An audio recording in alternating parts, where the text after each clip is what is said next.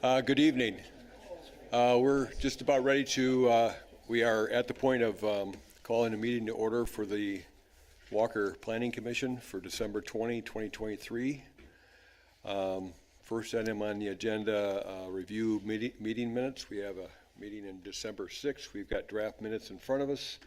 Any comments or questions, board members? Motion to approve. Got a motion by Tyler. Support. Supported by Pat to approve the minutes from December 6th. All those in favor indicate by saying aye. Aye. Aye. Those opposed, same sign. Motion carried. At this point, this is an opportunity for general public comment. We've got 3 items on the agenda this evening, zoning ordinance update and a couple of plat reviews. So if you got a comment on something other than those 3 projects, this is an opportunity to provide that perspective, share that perspective with the Planning Commission this evening. So if there's someone that come forward, if you could give us your name and address and share with us your thoughts.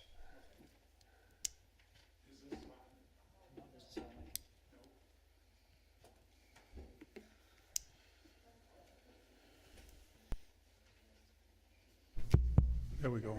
Got it. I'm not technically challenged yet. Thank you. My name's Frank Segala, 695 Lincoln Lawns Drive, Northwest. And I just want to say thank you to who's ever put the drain system in through the middle. I know what's going on there with Koetj buying the property and what they wanted to do. So I just wanted to say, finally, we got some resolution to our drainage problem in our neighborhood there off of Lincoln Lawns, Lincoln Meadows. For years, we tried to get the city to do something about it, but in the wisdom of our lack of engineering, it didn't happen until someone else bought the property other than being owned by AMF. And I've got to thank those contractors who worked on that.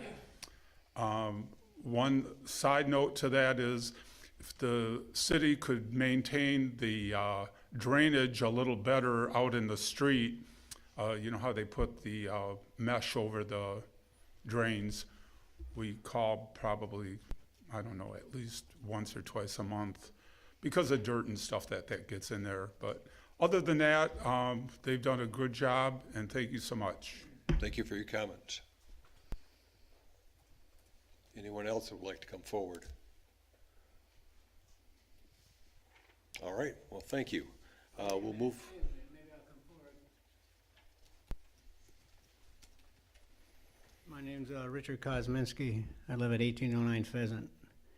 And I guess I'm kind of confused. I didn't understand those streets this gentleman mentioned. I don't know what that has to do with the building between Whitmore and Pheasants.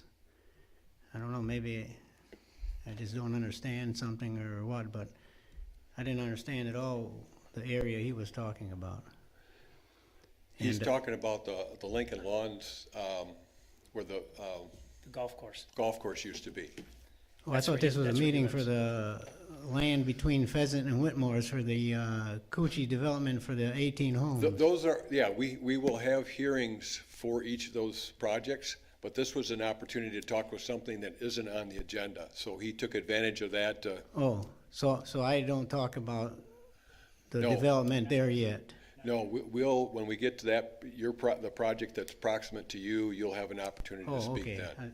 That's why I was wondering what the heck is, okay. Okay. All right.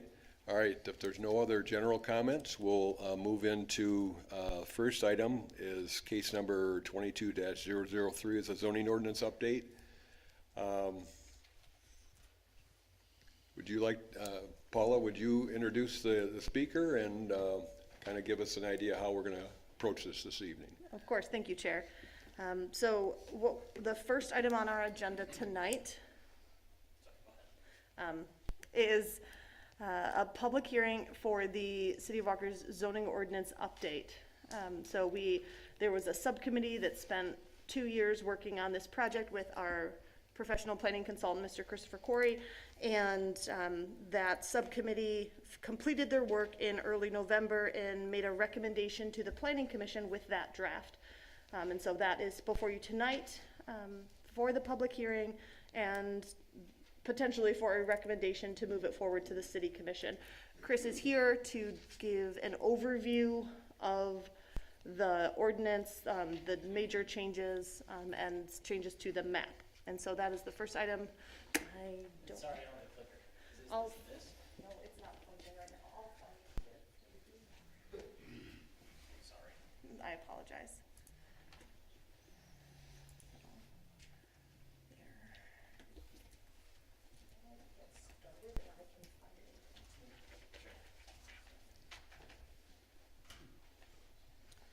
Good evening, planning commissioners, and everyone in attendance. As Paula said, my name is Chris Corey. I've been the project manager for the zoning ordinance update, and I'm excited to have reached the point of tonight's public hearing. I would like to talk a little bit tonight about some key aspects of the zoning ordinance for the benefit of the public and for the planning commission. What I'm going to focus on tonight is a lot of big picture stuff, including impacts of this zoning ordinance on major developments and redevelopment. There are also aspects of the updated ordinance that have to do with things like fences and sheds and more sort of backyard issues. And if those issues come up during the public hearing, we can certainly address that. But the presentation is based on some of the bigger picture stuff. What am I talking about tonight? First, I want to make sure we talk about why we did a zoning ordinance update in the first place, and that is coming out of the 2020.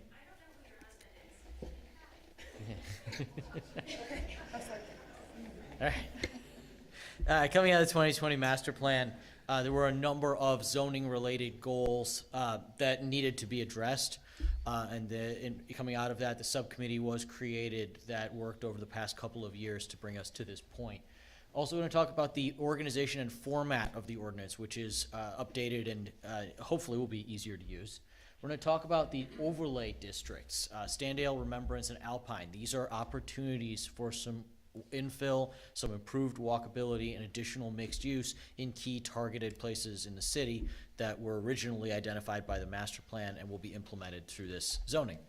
We're also going to talk about some new or dramatically updated planned unit development options, specifically RPUD 3 and MPUD. For the planning commissioners, you're familiar with using those options in the past, at least MPUD, as well as your RPUD 1 and RPUD 2, and we'll talk about what RPUD 3 is supposed to mean. We'll then talk about some of the neighborhood design regulations. These are outside of that planned unit development chapter. They would apply to all new neighborhoods, including things like the Plats you're talking about tonight.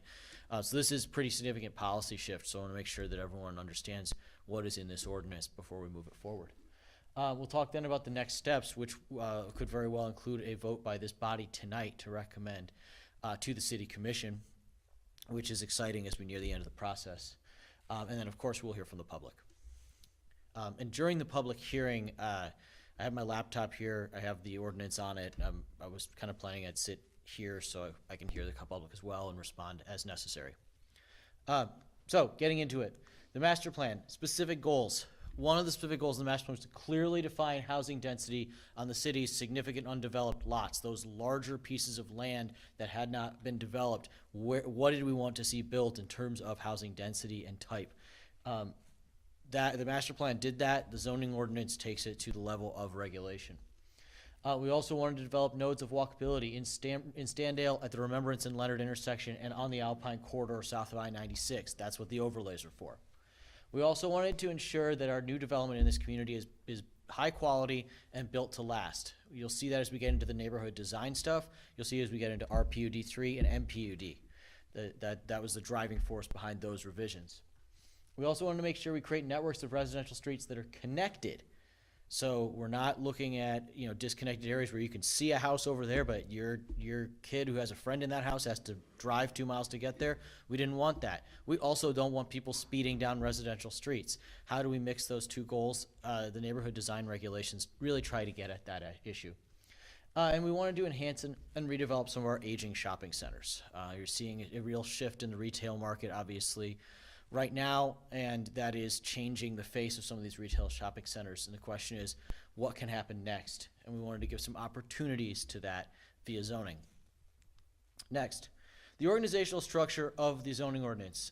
Bear with me, those in the room that are not on the planning commission, because this is a little bit of inside baseball for these folks, but I think this is important.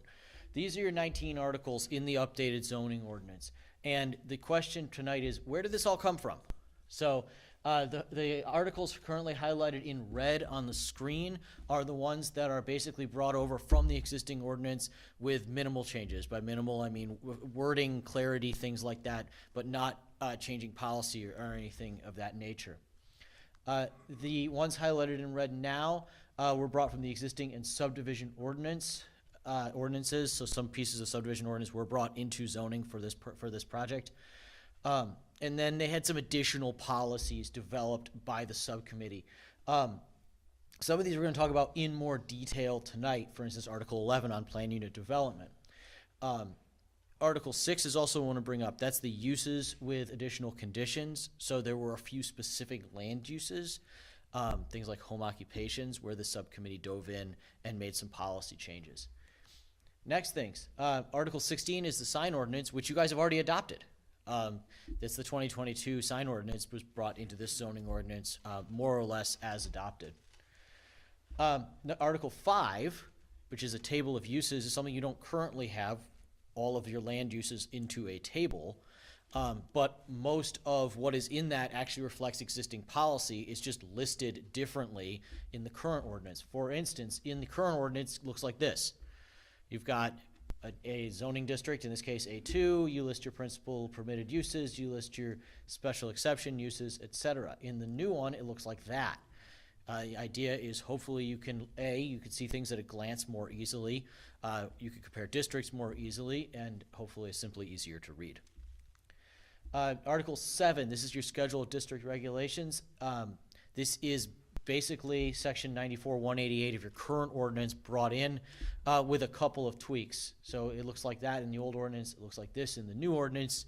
Formatting wise, it's not dramatically different. Policy wise, it's not dramatically different. That's your setbacks, your building heights, etc. Article 8 is your overlays. So this is a brand new chapter. Every word is brand new, and I'm going to get into the details of that in a few minutes. Article 10, residential density allowances. One of the concerns that I heard from staff, our team here heard from staff and city leaders, was we don't feel like we clearly designate the residential density that we want. So we have this article now. Article 10, residential density analysis. It lists by district the maximum allowable density. It also talks about how you calculate density, especially in cases when there are undevelopable areas of land like wetlands. So that's laid out there in the chart. This chart is a key piece of it because you will be able to compare developments directly to the chart. Article 13, neighborhood design. We took a number of different policies from around the city's code of ordinances, including the subdivision ordinance and the construction standards document. And then we also added some new stuff, and I'm going to get into some of the details in Article 13 in a little bit. So that gets us through the table of contents. Now we're going to look at the map a little bit. So there are a couple of changes to the zoning district structure in terms of what districts appear on the map and what districts you have in your ordinance. One thing we did do in this update, though, is if you are zoned residential, you stay residential. If you're zoned commercial, you stay commercial. If you're industrial, you stay industrial. In fact, we didn't change the residential districts at all, except for adding the new PUD option. And for commercial and industrial, we were consolidating. So one of the concerns that was brought up to us at the beginning of this process is that the commercial districts in the city have kind of become this patchwork. You see Alpine Avenue south of 96 on the screen right now, and you can see how it bounces back and forth between C1, C2, C3, almost on a parcel by parcel basis. Like what was happening is that land uses would come in and, well, I'm C2, but I really only fit in C3, so can I get a rezoning? And then that would happen. And then so we're trying to clear that out of the system a little bit by consolidating those 4 commercial districts that you have now, C1, C2, C3, C4, into 2, C1 and C2. And you can see that smooths out the map a little bit, while not creating any nonconformities or anything like that, because everyone that was in one of those districts is now allowed in one of the 2 districts. So specifically, we have C1 local commercial. This is in your new ordinance. This is a combination of your current C1 and C2 districts. Anyone who has owned C1 or C2 before on the new map is C1. You can see kind of highlighted there where those exist in the city.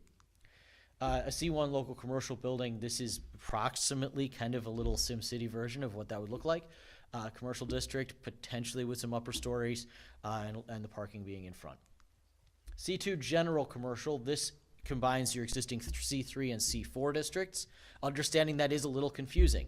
If you were C2, you go to C1. If you were C3 or C4, you become C2. Hopefully in some time people will forget that they were ever C2, but anyway. So to consolidate from 4 to 2, we end up with C3 and C4 going to C2. A C2 commercial is going to be one of your big multi-tenant or big box shopping centers with outlots. That's what that district is designed for.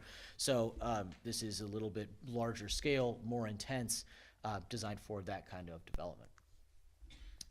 Comparing C1 and C2, I won't go straight through this I won't go line by line through this list unless someone wants me to. But as you can see, basically C1 is more restrictive on land uses. It requires special use permits for more things, and it has certain things that are outright prohibited, especially very auto-centric uses, whereas C2 is much more wide open in that regard. You also have the ORP, Office Research and Parking District. This was not included in the consolidation, so it is just moving to the new ordinance basically as is, including being on the map where it has been going in the past. And an ORP land use is going to look like this. It's going to be an office building. This one has some funky architecture, but it's going to have a little parking lot. It's a very specific district that you guys have long used as a buffer at the edges of commercial districts. We saw no reason to rock that boat. Industrial districts. What you see here is the Northridge Drive area. Right now you have 3 industrial districts. You have the low intensity, high intensity, and industrial park. Basically removing the industrial park designation and going to just an I1 and I2 system here. Complicating things a little bit is the number of IPUDs that you have in your industrial area. So this one doesn't quite show up as cleanly on the new map. But here's your I1 districts. You all are very familiar with where your industrial districts are along Northridge, along 3 Mile, along Walker Avenue. An I1 is going to be relatively small, self-contained industrial business. In this case, this guy's got a couple of accessory buildings and some truck traffic. I2 being your general industrial, that's going to be a little more intensive, a little more large scale, or perhaps a lot more large scale. It's going to look a little more like that. It's going to be a larger building, etc. All right, so those are our consolidations and our taking of the existing ordinance and tweaking it. Now we get into the stuff that is new and different. These overlays, how are they going to work? They supersede the underlying zoning district on certain topics. So the underlying zoning district stays in force where the overlay doesn't have any regulations. But where the overlay has regulations, the overlay applies. It is not optional, it's not discretionary, it is the rules. So this is designed to allow by right development of the type envisioned by the overlay. It's not opening the door, it is the door. This next button, new construction must follow all overlay regulations. That kind of gets at what I was just saying. You have to, if you're building new, you must follow the overlay. So what about the existing buildings within these overlay districts? What are we doing with them? Well, we have a section within each of the 3 overlays called upgrades to existing. And what that is a lighter, gentler group of standards that just apply to existing buildings. And they will pop in, they will apply when a building needs to come for site plan approval, even if it already exists. As you know, there are a number of facets when that might happen, expansion, and certain changes of use, etc. What's going to occur is an increase in landscaping requirements, a requirement to build sidewalk if it's not already there, and if it is there, to connect the front door to the sidewalk, which you can see as it crosses this little parking lot. And also to sort of right-size the parking lot if it's not already. So we don't want oversized driveways, oversized drive aisles, excessive pavement. The upgrades to existing would require that to be consolidated and replaced with landscaping or pedestrianized improvements.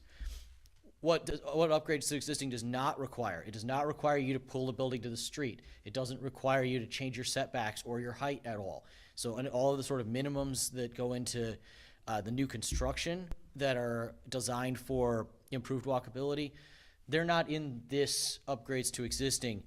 We're being more gentle with those existing as we slowly transition these districts into their new envisioned character. So to go overlay by overlay, first, Standale. This is going to replace your SDD Standale Downtown District, the form-based code you have there. We understand that that has really been a struggle to administer. You've had a number of approved rezonings to pull properties out of that because their owners, developers simply weren't able to comply with them. So what we're trying to do is establish that same character that we were going for before in the core of Standale, particularly between Cummings and Kinney, without the prescriptiveness of a form-based code. So it's kind of a needle we had to thread here. So here's what we did. And there's a zoom in of the map. What the Standale overlay does is it allows buildings up to 6 stories tall, but it keeps that same character that you have in Standale right now, which is to say you have the slip street that we call it. You have the little parking lane in front of all the buildings, and it's basically consistent that they're all at that level. They're not right at Lake Michigan Drive, but they're also not behind acres of parking. They're just at that sort of medium level. This would require that to continue for new construction. It would have to be built at that distance back from the street with that design. It then would allow the buildings to go up to accommodate mixed use, which could be residential, could be a hotel, could be office, could be medical, something like that. It doesn't require them to go all the way to 6 stories, but it does give that opportunity, which is not available elsewhere in the city except for one other spot, which we'll talk about. The Remembrance overlay. Importantly, this does not cover all of Remembrance Road. This is a Remembrance and Leonard overlay. It doesn't hit Remembrance and Kinney or this, the area around this facility or anything like that. There's kind of the zoom of that triangular shaped area, which right now is an interesting eclectic mix of land uses. There's some retail in there, and there's storage units, and there's residential, and there's mini golf, and there's all that sorts of stuff.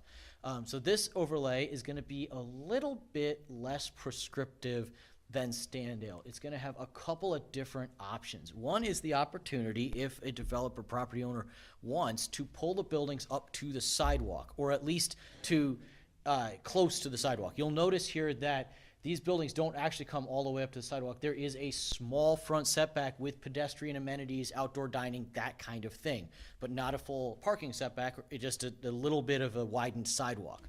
So that's one option. Notice these buildings go to 4 stories, not 6. We didn't feel that was appropriate in this area. The other is to build something that looks a little more like that Standale slip street, just that small one bay of parking, one-way drive aisle to get that storefront parking, which is important for retail, and kind of create that something, like I said, similar character to what you've got in Standale. So a couple of options, and we'll kind of see the direction Remembrance takes. Alpine. Now, this is a really interesting corridor to me, and I've thought this since we worked on the master plan, and that is because if you go down further south on Alpine Avenue into the city of Grand Rapids, you'll see infill, mixed use, and additional housing being built along the corridor, sort of slowly creeping north. It's almost to Richmond Avenue at this point. Eventually, it's going to continue to the city limits, and this overlay allows it to continue beyond up to the highway. When you get beyond 96, it's a totally different story. But below that, there is the opportunity for that more urban density to take advantage of the transit line, the Route 9 bus, which is one of the busiest in the system, and really create an urban neighborhood within the city. So Alpine, there's your zoom on what would be within the overlay. Note that Meijer and Home Depot are not in the overlay, just their outlots. So the big boxes would be in behind anything that might be built along the frontage under this overlay. The Alpine overlay, these buildings would be built, like I said, almost to the sidewalk, not quite, but with that little bit of amenity space between the sidewalk and the building. There wouldn't be the option for that slip street because it's not necessary. We don't feel it's necessary on Alpine. Parking can go in the rear there. And these buildings would be able to go up to 6 stories. Again, that would be market dependent. It's not required. It could be 2, 3 stories instead. But it gives the opportunity to add in that mixed use. Again, residential, hotel, office, medical, et cetera, as well as the retail on the corridor. Now, moving to the PUD options. So planned unit developments, just to make sure that we're on the same page. I know planning commissioners, you guys have been through this any number of times, but for the benefit of the public as well, planned unit development is a flexible zoning option that allows for a give and take between developer and the city, right? The developer says, I will do X, Y, and Z above and beyond the ordinance if you will give me X, Y, and Z that would otherwise be required in that sort of negotiation.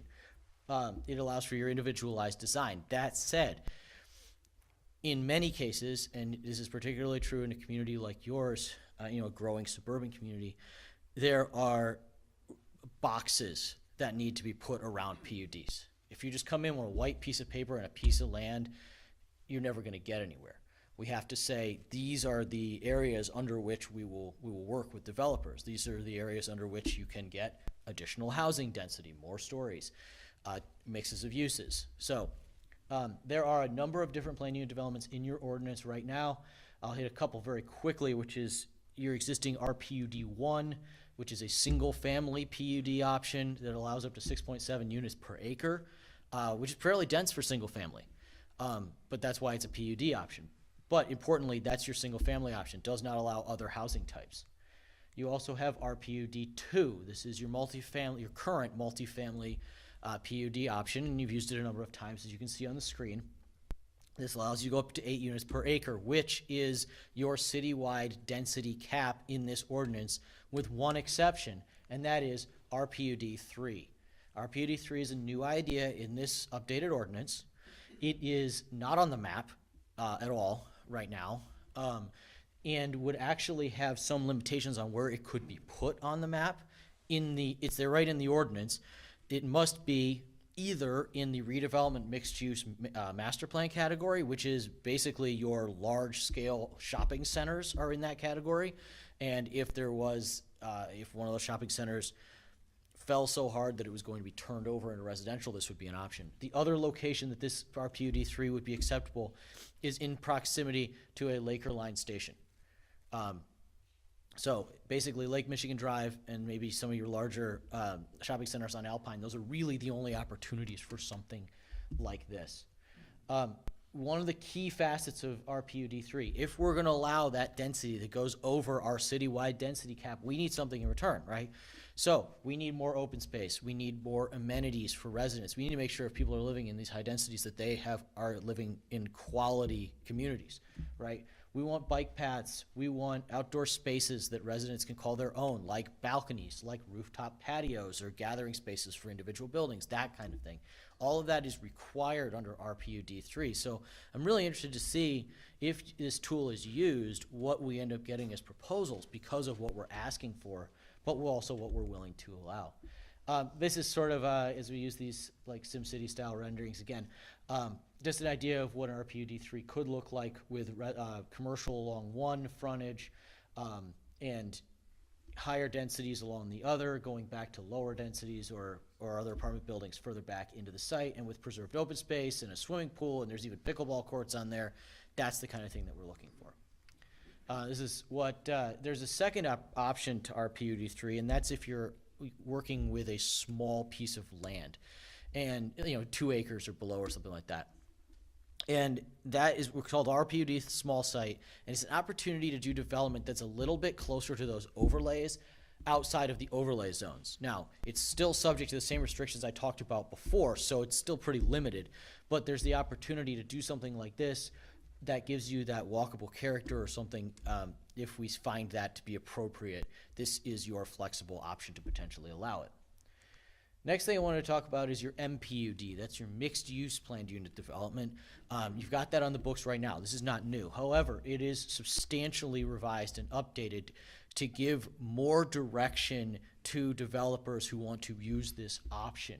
The cool thing about MPUD is that you can have one development that has commercial, It has mixed use, it has multifamily, and it has single family. You could do all in one approval, which is pretty cool. You can design it as one neighborhood.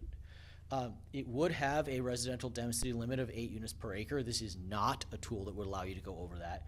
However, the MPUD option would be clearly described in terms of how to lay out a site. Your commercial goes along your major corridors, followed by your multifamily, and then your single family sort of behind that.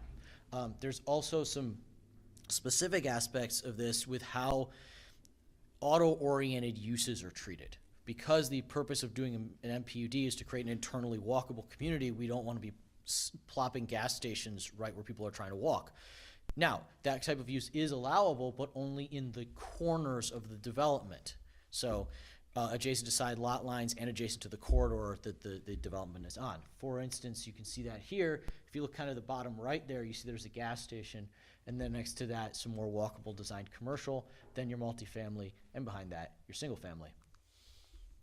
Next category, neighborhood design. And this, I think, is some really exciting stuff. I know that you guys have had a number of residential developments over the last few years that have, frankly, probably not been pleasant for this group, even ones that were approved, because you were constantly in what felt like a negotiation and kind of a battle over how these neighborhoods are going to be designed. The neighborhood design regulations in the ordinance before you tonight are not PUD stuff. They are not optional. They are prescribed zoning regulations. Now, there are options within them that say, well, in these circumstances, the Planning Commission can choose to waive this. But it's required unless the Planning Commission sees these criteria met, not a negotiation. So, what have we got? First one is connected streets. There are requirements that all existing stub streets coming into a piece of property must be connected to. You can't ignore the pre-existing stub streets. Second, there's a requirement to add stub streets connecting to an adjacent land that isn't developed yet, so the next neighborhood over can connect. Next, requirements to have multiple entrances, not to just simply do one boulevard entrance, which meets technically the fire code, but maybe is not the most efficient way to provide public service and public safety, and certainly isn't the most efficient way to move traffic or pedestrians or bicycles. So multiple entrances into a neighborhood. Next thing, preserved open space. Not as a bonus, not to get increased density, but simply required. 10% of anything with more than 50 housing units has to give 10% open space. That is a rule in the new ordinance. Bike paths and sidewalks. Not suggested, required, both sides of the street. So this is every street, every time, both sides, sidewalks. Cul-de-sacs, not banned, but designed to be short and infrequent and used strategically. So you already have some limitations on cul-de-sacs in terms of number of housing units and length. Those remain. Additionally, cul-de-sacs are to be used under this ordinance where you have wetlands, where you have existing development, where you have easements and utilities, and you simply cannot run a road through. That's when cul-de-sacs are appropriate. That's where they're supposed to be used. That's when this ordinance allows them. So, our next steps after tonight, immediately next step will be the public comment, and followed by a vote of this commission to move this forward or table it for revisions. If you do go ahead and recommend this, the city commission is planning to take it up for first reading and further discussion at their January 8th meeting. If they're happy at that point with where it's at, we will move that forward to an adoption vote January 22nd, which means the ordinance will take effect sometime in early February. Something to keep in mind, because I know you do have some ongoing approvals. And with that, I will step down and we can hear from the public. Thank you, everyone. Thank you, Chris. That's quite an extensive description on it, but as he had mentioned, they spent over 2 years working on it at the committee level, and so they did quite an extensive review of the entire document. So there's a lot of things that are the same, but others new. I think he's highlighted them very well. Before we open the public hearing, I'd like to ask staff, have we received any comments from the public in advance of this meeting tonight concerning the proposed ordinance? We have not received any public comments in writing or in person or on the phone regarding the zoning ordinance. Okay, all right, thank you. At this point, be an opportunity to open the public hearing. I make a motion to open the public hearing. Support. Motion by Tyler, supported by Steve to open the public hearing. All those in favor indicate by saying aye. Aye. Those opposed, same sign. Motion carried. Those that would want to provide comment on the zoning ordinance, I know there's those of you out there that have particular development proposals. We're going to cover those next. But this is on the overall zoning ordinance, so if we have anybody in the audience that would like to offer comment, this is an opportunity to do so. Just come forward, give your name, address, and share with us your comments.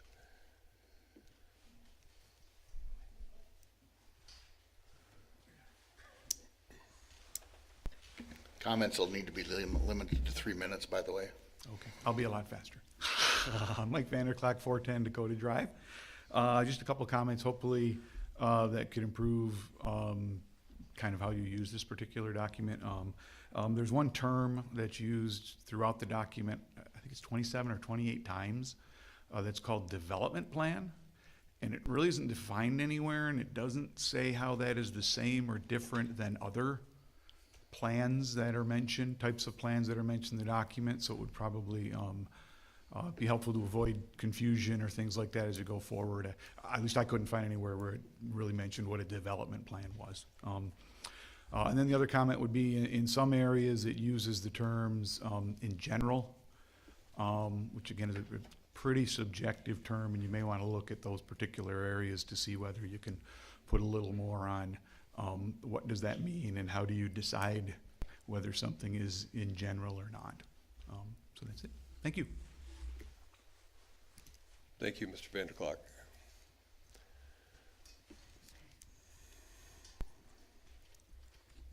Hello, Planning Commission. Actually, I don't want to use my 3 minutes, but I wanted to talk about the parking and the mixed use on Alpine, but if I have time, I'll do that. So I wanted to talk about the housing density. One of the reasons stated for the moratorium was to provide clarity in the regulations, but the calculations for housing density will do exactly the opposite.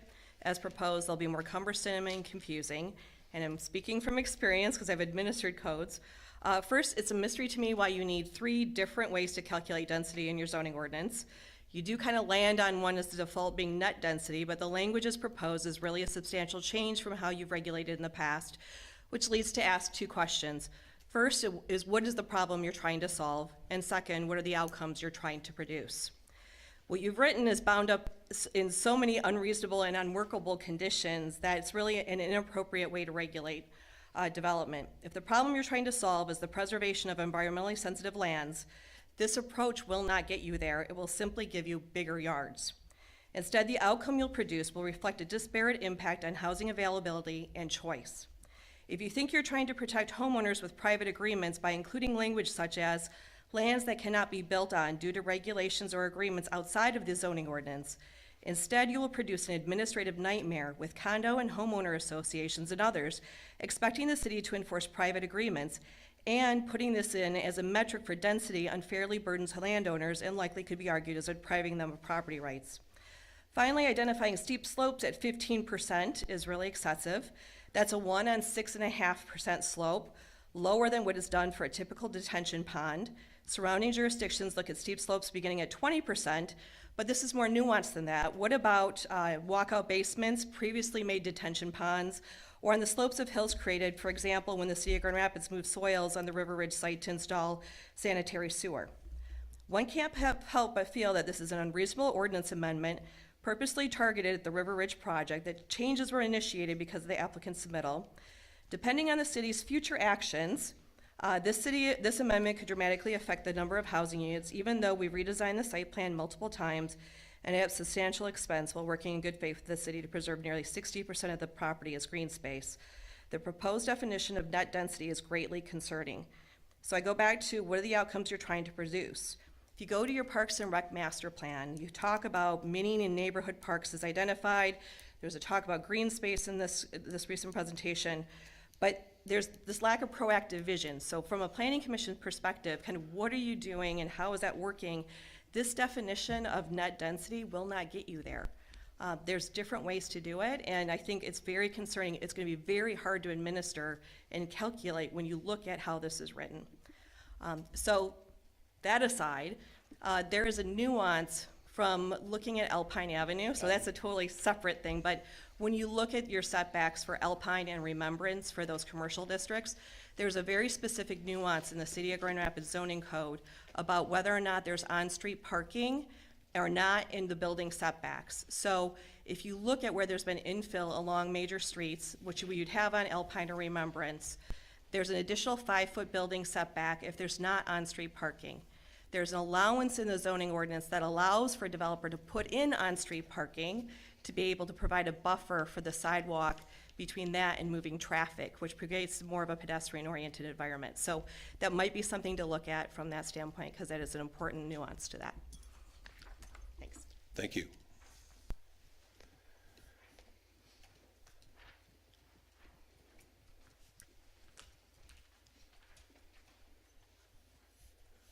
My name's Frank Segala, 695 Lincoln Lawns.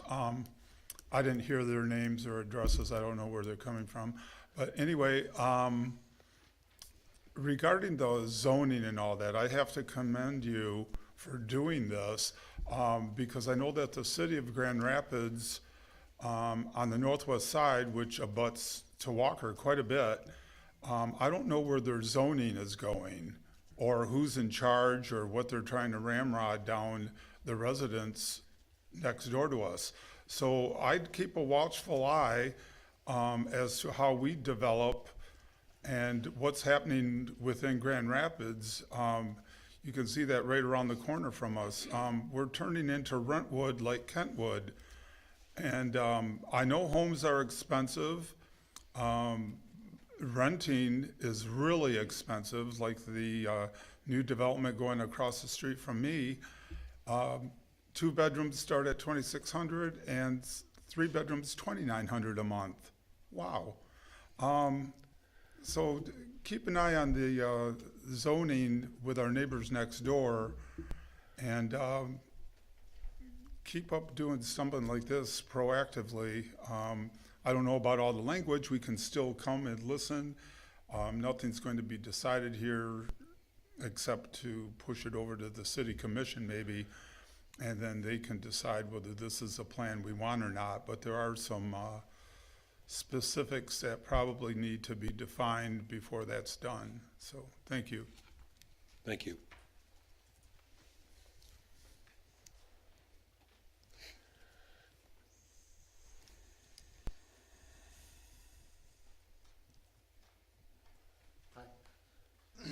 I'm Chuck Sandy. I'm over at 3143 Richmond. Just kind of looking at everything going around me. And the biggest concern I have is when you're talking about 3, 4, 5 level apartments and whatnot in complex like that. I get you got to have places for people to live. I moved to Walker 27 years ago because this is a quiet, reserved area.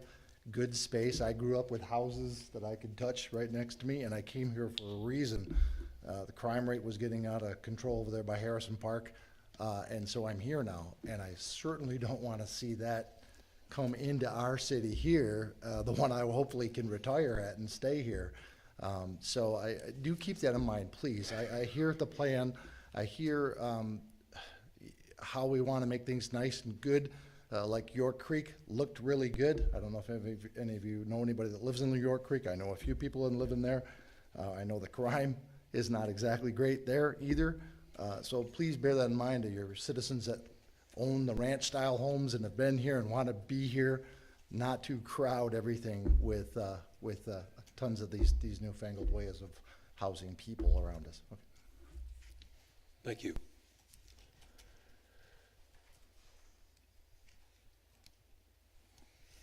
Any comments, other comments with regard to the zoning ordinance amendments?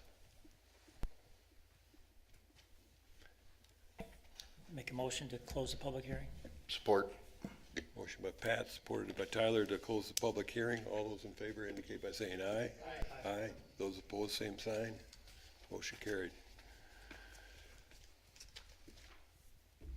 Well, at this point, we have some comments this evening that I think that as we look at the options we have this evening, whether to recommend the updated zoning ordinance to the city commission as written, that's one. The other is to recommend the updated zoning ordinance to the city commission with instructions to staff and McKenna to make specific revisions prior to the city commission's first reading. And the third is table the updated zoning ordinance for revisions and reconsider the ordinance in January once the revisions are made.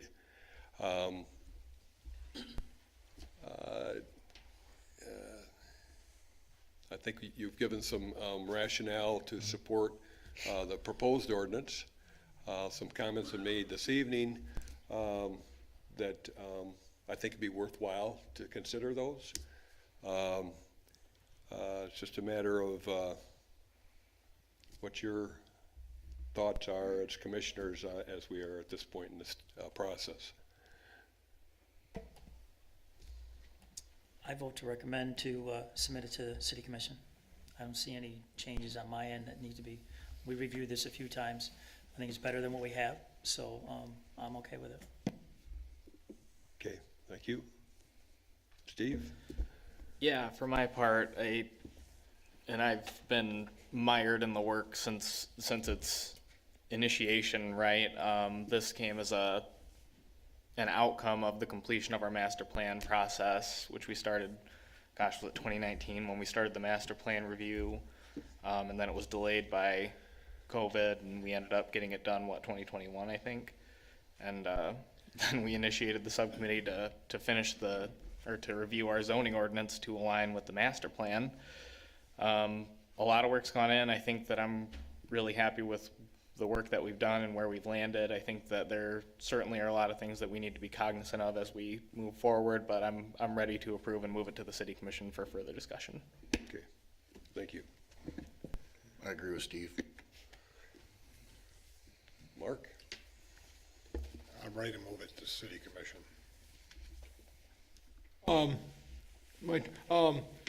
If folks are hearing this for the first time, it's sort of overwhelming, but after you've heard it 3 or 4 times, it starts making a little more sense, and then you can see where everything sort of fits in. As I say, this has been going on for a long time, so I think we've got it about as good as we're gonna get it. I'd be in favor of it. Okay.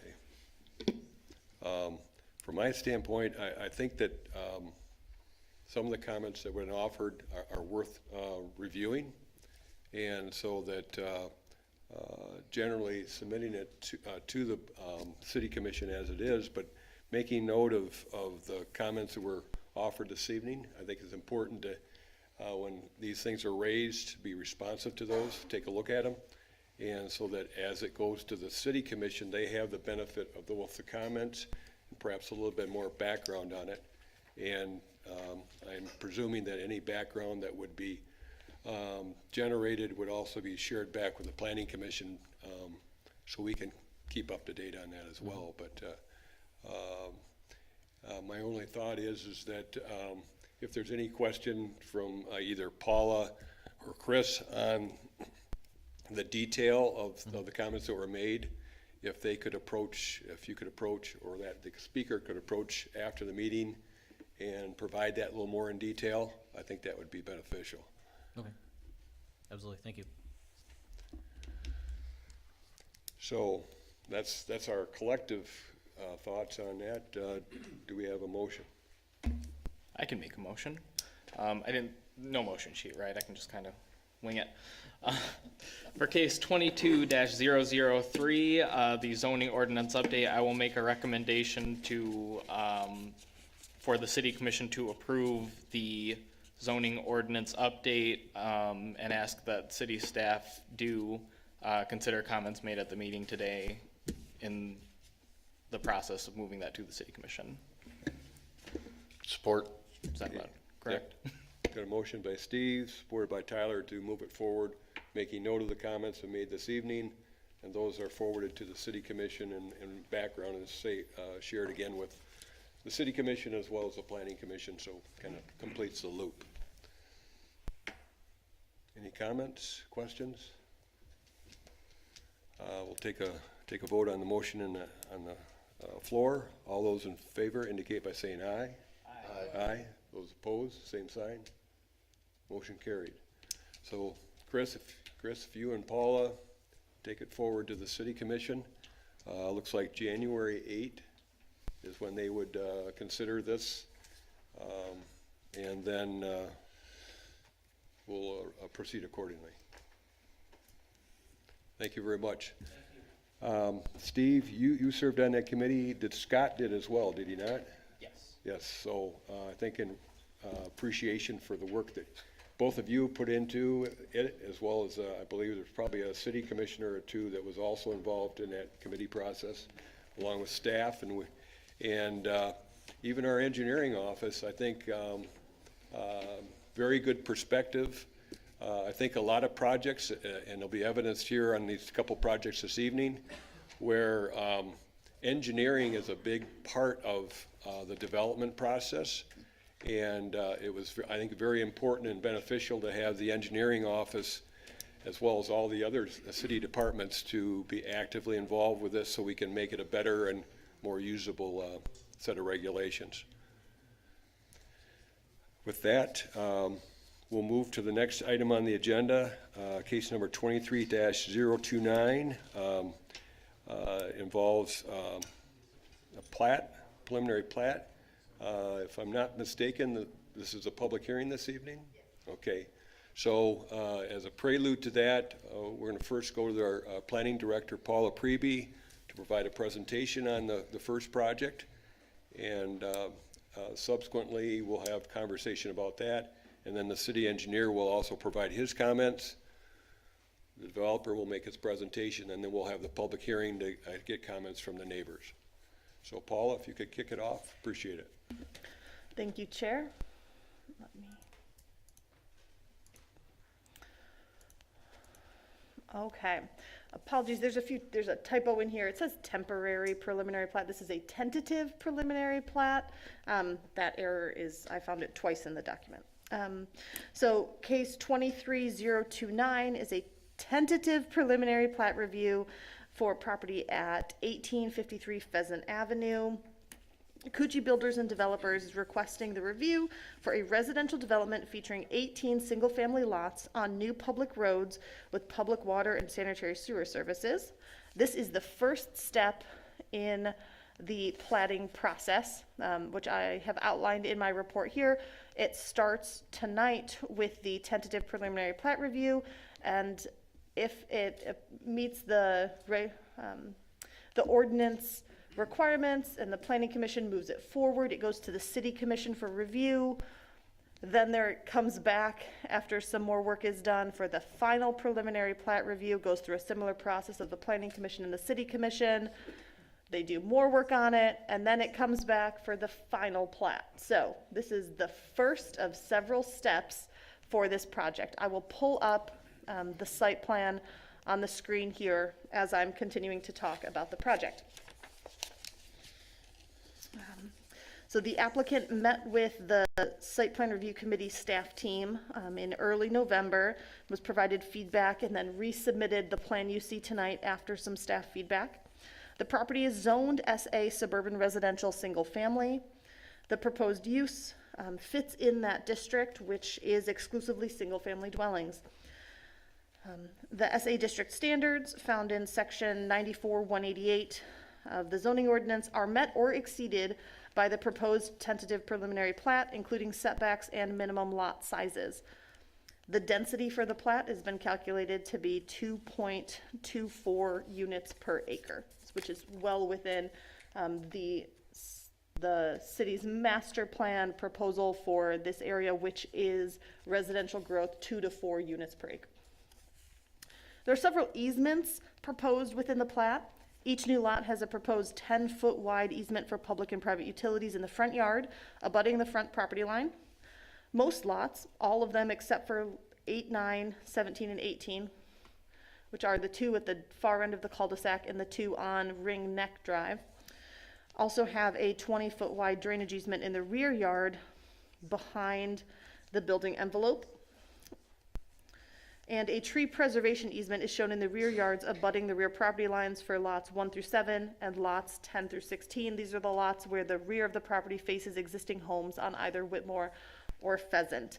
And the developer provided a series of proposed regulations for that area, which include trees of a 6-inch caliber or greater being preserved, dead trees could be removed, brush and undergrowth could be removed, and if the future homeowner were to want to place something like a child's play area or something in that area, if any trees have to come down, they would need to be replaced with new trees.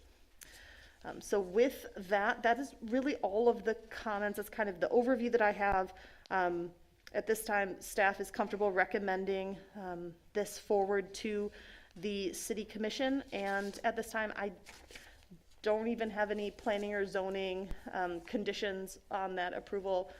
From my review, it's a pretty straightforward plan that is in line with the regulations in our ordinance. I'm happy to answer any questions the board may have. Thank you, Paula. Any questions for Paula at this point? The existing residential, how long ago was that plat put in? That's an excellent question. I wish I had the answer to. I don't recall. I didn't write it down. Okay. All right. We'll get that information as we'll come back to later on as well in the steps that she's outlined. Now we turn to Scott Connors, our city engineer. Well, you've got a very short report from us on this. Paula did a nice job covering the process. So at this point, with a tentative preliminary plat, we're really just kind of making sure that the road redundancy is going to be there, that it's going to have the public utilities, that the drainage design looks feasible, and all those things are checks in boxes at this point. So we feel pretty good about that. If it does move forward, the final preliminary plat is really your last chance to take a look at it before construction. So the final plat comes later as you accept it into the public system. So next time around, we want to have all those details covered. That's going to include a little bit of extra survey work and trying to pick up some of the elevations of the homes around the northern end of this, just to make sure that we have their minimum building openings to compare to the minimum building openings and the drainage for this development. So a couple of details that we'll have to work out, but that's pretty easy stuff. So with that, we would just answer any questions you have.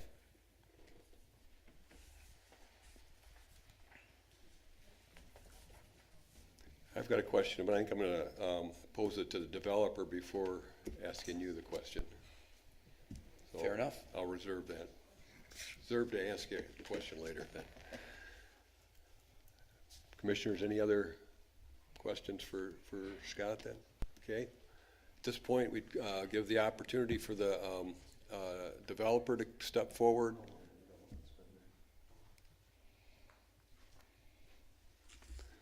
Good evening. My name is Todd Stivey. I'm with Excel Engineering, the project engineer, working with Koetj developers and builders on this project. I don't have a lot more to add than what's already been presented by Paula.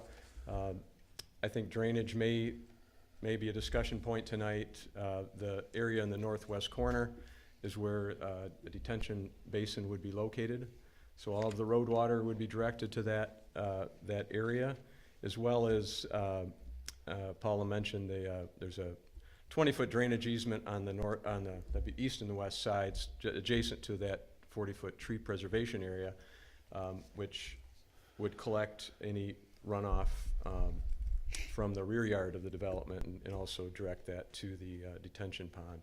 So there'd be no developed water that would not be captured and directed to the detention basin and leave the property. So we talked about the tree preservation area. I mean, technically that's not a requirement for a by right plat like this, but we felt we have a little bit deeper lot. We felt it might be an advantage to both the new homeowners and the existing homeowners to have that strip be preserved for some screening and leaving some natural vegetation there. So with that, we can confirm this. I talked to the gentleman behind me who was one of the neighbors. He said he's been there for 50 years. So decades, yeah. So this is a very, call it a mature neighborhood that we are stepping into. It's always difficult for the existing homeowners to accept something like that, but I'm sure we'll hear from a couple of them tonight. Thank you. And someone had a question maybe for me.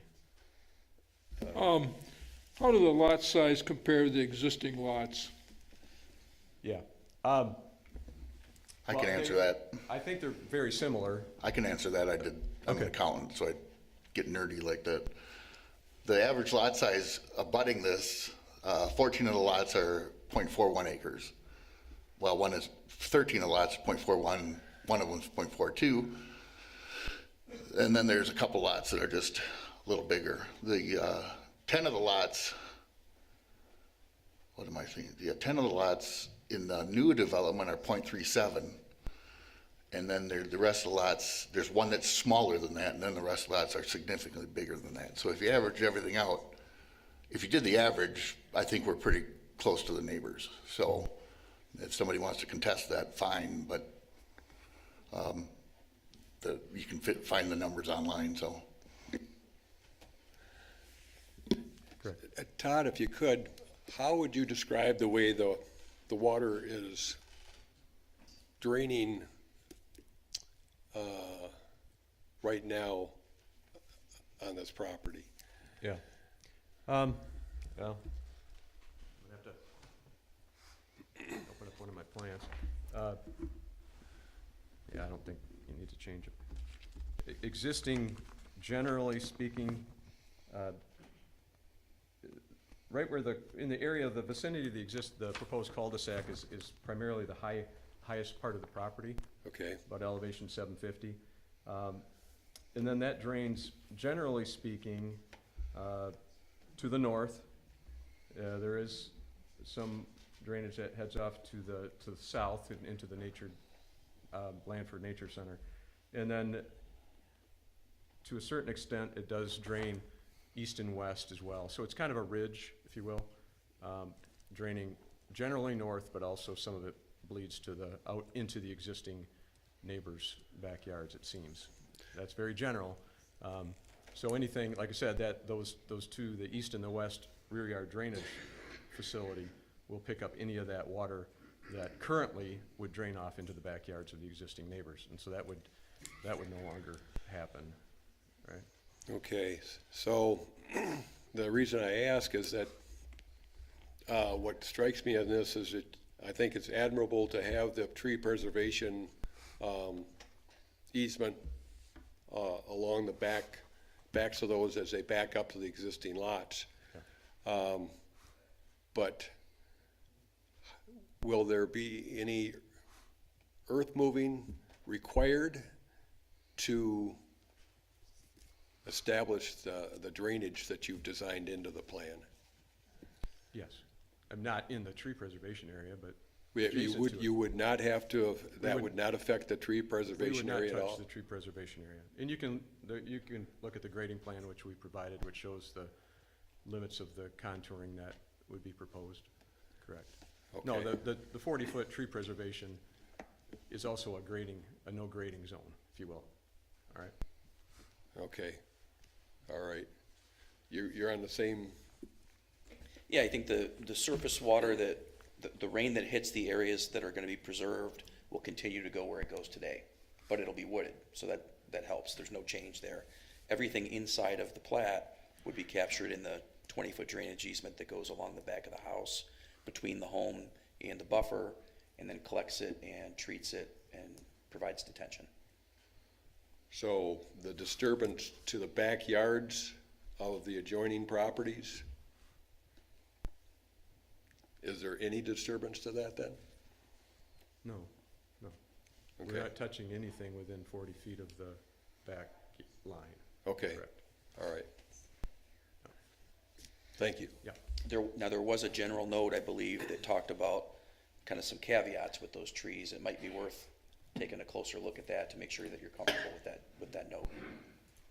Okay, in terms of, Todd, you wrote it, so you might want to address that. Yeah, well, yeah, we were asked to provide some description of what the rules in that 40-foot preservation area are, because each individual lot owns that property, right? It's just an easement over it. And it's listed in Paula's report. So all trees of 6-inch caliper or greater shall be preserved within the designated area. So if there's some smaller scrub, that could be removed at the homeowner's discretion. Homeowner may remove dead and diseased trees if desired. Homeowner may remove brush and undergrowth. Homeowner may leave the ground in its natural condition, or if they want to do a manicured lawn there, preserving the trees, they can do that as well. And then, as mentioned, if they want to place a fence or play equipment or things like that, they can do that as long as they're not taking down large trees. They need to avoid them. And if they do have to take one down to do that, they have to replace it somewhere within that zone with a tree of either an evergreen or a deciduous tree of a certain size. So those, we basically, we had a similar type thing in a Plat in Holland. These were the rules, regulations that were adopted or put into the association requirements or the building restrictions. And so we basically almost took them verbatim from that, something that seems to work on another project. But no, if there's something else that needs to be added or just taken away from that, we can certainly discuss that. But the goal is to preserve anything that's worthwhile. Obviously, brush worthwhile, maybe not. But one person might say, I just like to leave it natural. Someone else may say, I like mowing lawns and I like the trees, but that's what we came up with to start with. okay, thank you very much. So the stormwater detention, that outlet's in the existing storm sewer, or does it go? Yeah. Okay, yep. Yeah, just, there's a large diameter storm sewer in Pheasant, or is it Whitmore? Whitmore. Yeah, so the stormwater discharges will have a slow release into that system, into the existing road system. So it won't discharge into the property to the north like it currently does today. It'll go into the city system. Okay, thank you. At this point, we've got a public hearing. Motion to open the public hearing. Support. Motion by Steve, supported by Tyler to open the public hearing. All those in favor indicate by saying aye. Aye. Those opposed, same sign. Motion carried. This is an opportunity for any of you that live along Whitmore, Pheasant. If you have some concerns or questions, please come forward, give your name and address, and share us your comments. Chair, before you get started, I have a number of comments that I received. I just wondered if you want to hear them now or after those in the room. Just letting you know that I would also like to read some comments into the record. Okay. While we take their comments and then we'll cover that. Thank you very much. A reminder, you get limited to 3 minutes, please. My name's Richard Kosminski, 1809 Pheasant. That tree preservation and all that natural, that sounds kind of nice, but you got to remember too, if there's no big trees that fall under that 6-inch or bigger behind my property in that 40 feet, it's just a lot of scrub brush, old apple trees. Used to be an apple orchard, but they can take that brush out of there and put all grass in that, just like a regular yard would be. So, you know, there ain't gonna be, all of them be preserved like natural wooded area in that 40 feet. That's not gonna probably happen. People aren't gonna wanna see all that scrub brush when they can just pull that out and plant grass and have a nice backyard. Well, that's why I think it's important that you raise that, and there's a realization that it's meant to be a preservation area, but there are some rights that whoever buys that lot and then, lives there to be able to there was two houses, 17 and 18, that face to the north and south on that ring neck. There's no two houses west of them in that area off of the Whitmore side, because they got the two storm water basins. And you're gonna have water most likely sitting in that. When you have storm from a rain 2-3 inches, sometime we get 3-4 inches, that's gonna be water sitting in there just like off of Richmond there, just west of Pheasant. And both of them basins, and even there'll probably always be water sitting in there, because that's where the water's gonna drain into. And to me, you know, there's mosquito haven there. If you got water sitting there all the time, people might want to take that into consideration. And then the first 7 houses on the west side of Pheasant, starting from the south, going north, that's higher up there, that land there that they want to build on. And us 7 houses, we get water in our backyard come spring and that heavy rains all the time. That runs right down there. Now that drainage ditch is gonna be the 20-foot to the west, to the people, in the people's area, their lot. It's gonna leave 20 foot that isn't touched in ours. Can water still able to run through there? That's where, after we get all the comments, we're gonna ask the project engineer to be able to Then I just explain noticed that. on the Plat thing, I've got a copy, going down where the property ends, behind the V, right about halfway between Mrs. Russo's yard there, that'd be the second house north of that Ringneck Drive where the crosses there. You've got that storm drainage ditch running about 2 houses past that. And that's not even the property that they're buying to build this on. That's the property that the gentleman on Richmond owns. I just thought, it just shows you, I can show you what I mean. You're the engineer. These are property ends right here. It's like you got these homes lot ending. This here, you got this storm drain running here. That's a tree line, existing tree line, that's not a storm drain. Oh, no, you're talking So- about the storm drain. The curly Q line, like we said, is a tree line. Okay, so that's not a drain? No. All right, well, that's all I got to say. Okay, thank you.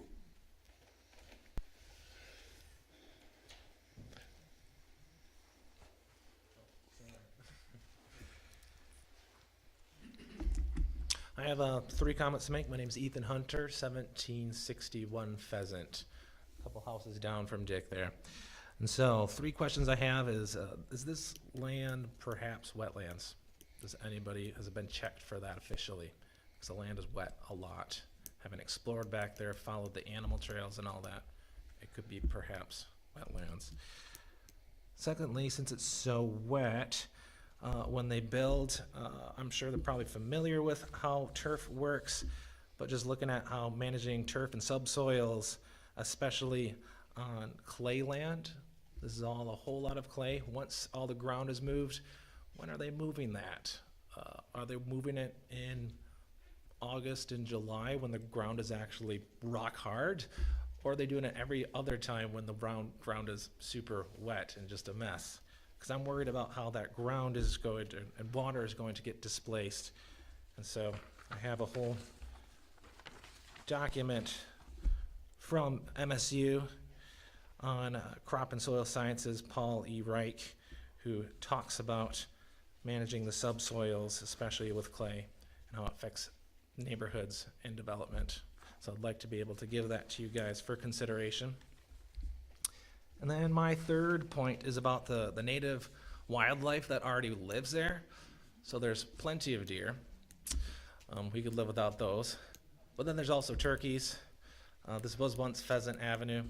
And then there's a lot of pileated woodpeckers, which are a protected species. And I know that they put their nests back there. And if you know anything about the Migratory Bird Treaty Act, federal law, hunting, capture, or disturbance of these migratory birds, including their nests and eggs, is prohibited. So is there going to be any consideration to that type of wildlife? Beyond what others have already said, I yield back. Thank you.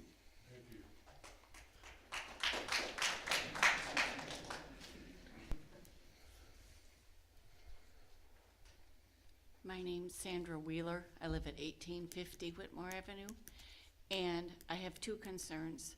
When we get a big rain, my backyard, the easement where they're gonna put the road is elevated above most of my yard, and I get a stream that goes down right across my yard. It goes in front of my barn, goes into my neighbor's yard, and then goes into that field. I'm concerned how that's gonna be affected when this road is built. The other concern I have is my driveway is not especially big, and the road, it looks like it's gonna be right on top of my house practically, and that concerns me.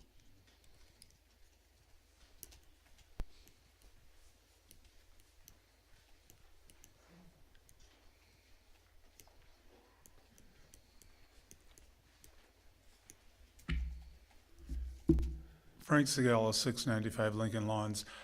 This whole watershed deal of the water coming from the north through Walker to Millennium Park to the Grand River is one that's always been there. And it seems like it's always a developer's problem to take care of it. And we as the taxpayers in the city, property owners have to put up with it. And we continually bring it up to the Planning Commission. I've mentioned it to the mayor through emails and everything else. Water is a big problem for the landowner, for us property owners who have homes here.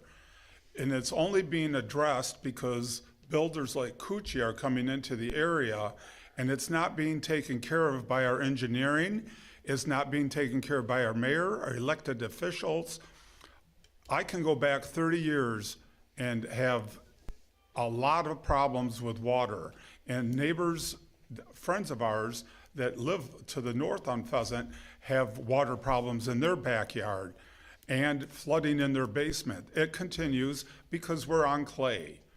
And his point is excellent because the whole study of the area needs to be looked at. If we're going to continue as a city, we need to have some people there that are going to step up and take care of the problems for us as residents.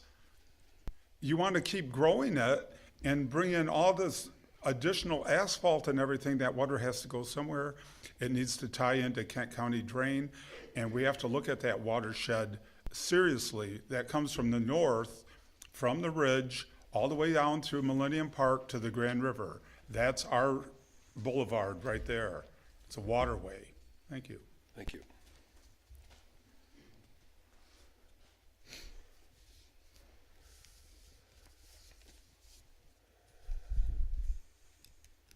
Howdy. Chris Vandermeer, live 3060 Richmond, and the water, what you are talking about, is in my backyard.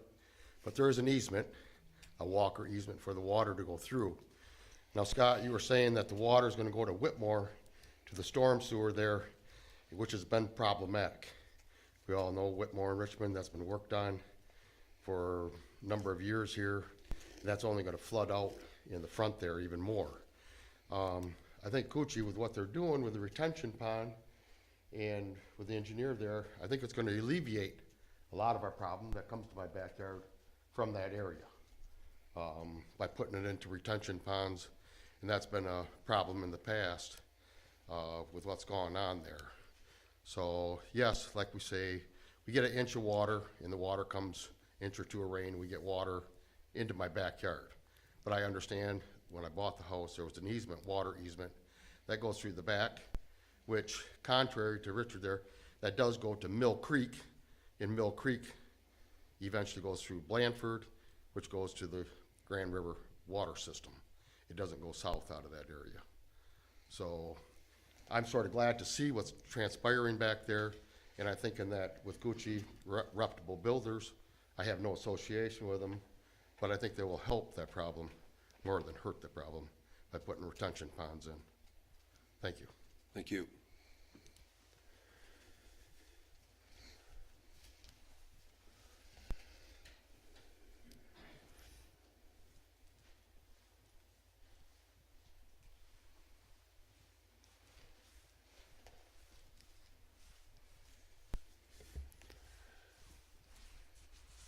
Michael Leiden, 1923 Pheasant.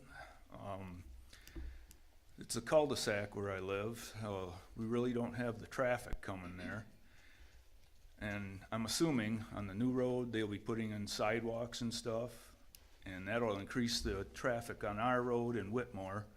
Will we be needing sidewalks around our property? And who would pay for that? I like it the way it is right now, you know, we know the traffic that comes up and down. People walk their dogs and everything up and their children and everything, so I'm concerned about the traffic. Thank you. Thank you.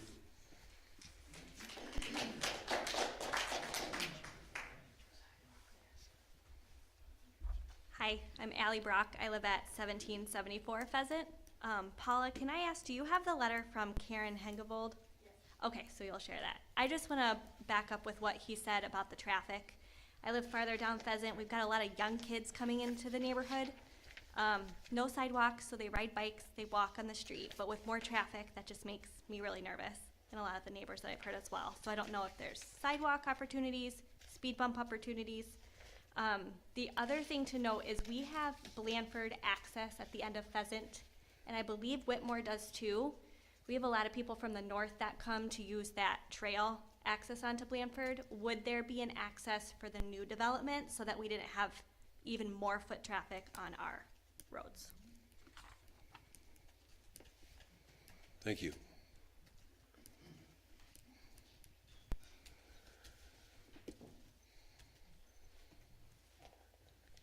Okay, we'll leave this offer on the table for a couple more minutes. Give Paula a chance to read into the record what comments we've received in advance of this meeting. Thank you, Chair. The Planning Commission has been handed the actual hard copies of letters and emails that I received, and so I will be summarizing those. They have the full copies, and they can be attached to the minutes. Kieran Hengeveld of 1791 Pheasant has concerns about drainage, very similar to what was already raised into her backyard. Questions about where water will go within the preservation easement, the tree preservation easement. Also raised the concern about access to Blandford, with people walking on the street, concerned about foot traffic and safety. Similarly, also asked if there would be access from Ringneck Court to Blandford, so folks living there wouldn't walk around in front of her house. Next, there's a series of 5 emails I received from students at Blandford Middle School. They generally care a lot about nature, about animals, animals who live in the area. Heard about a family of beavers who live in the area and want to know if they will be disturbed from the development. Having space to play within trees and outside is good for kids. They want to see that continue, and they're also concerned about construction noise disrupting their recess time. It's a valid concern.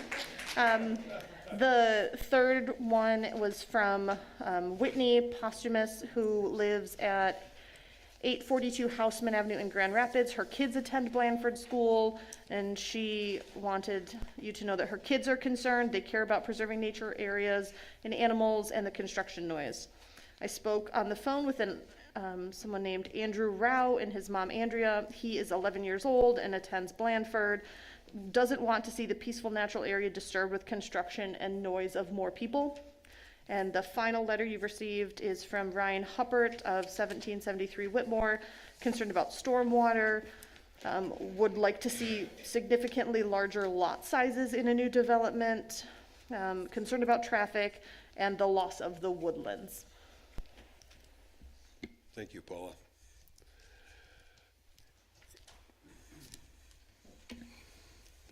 I'm John Schmidt. I'm at 1777 Pheasant. I'd like to echo that idea of giving access to the new development straight into Blandford.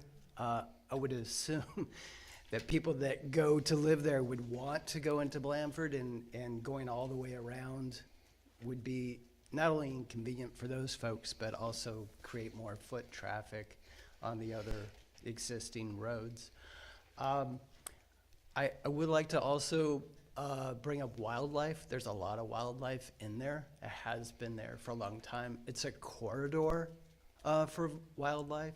So the tree preservation zones, I think, are great. If people are going to be allowed to put up fencing, that will have an impact on wildlife being able to move through there as they have. So I don't know if that is another regulation that can be put forth to allow the tree preservation area to be free for wildlife to move, but I think that could be a good idea.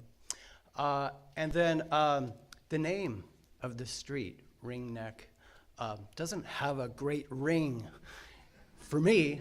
I don't know if how that comes about, how things are named, but it would be nice if there could be input from the community on that. Thank you. Just a comment, with pheasants, I've hunted ringneck pheasants all my life, so it kind of matches. I'm just saying.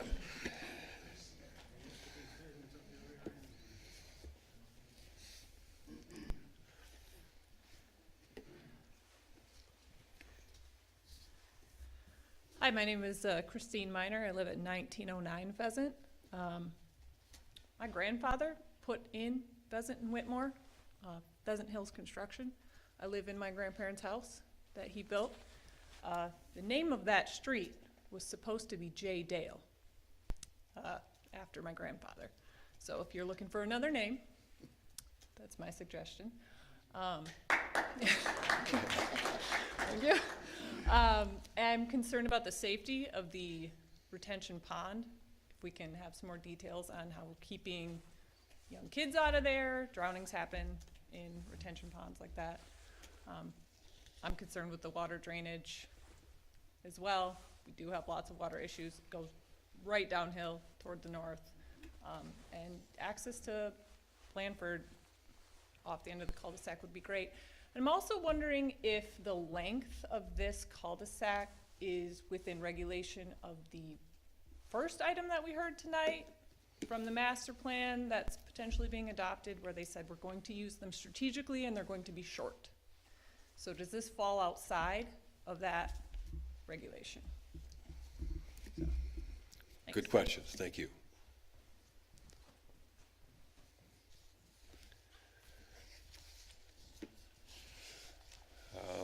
Seeing no other takers?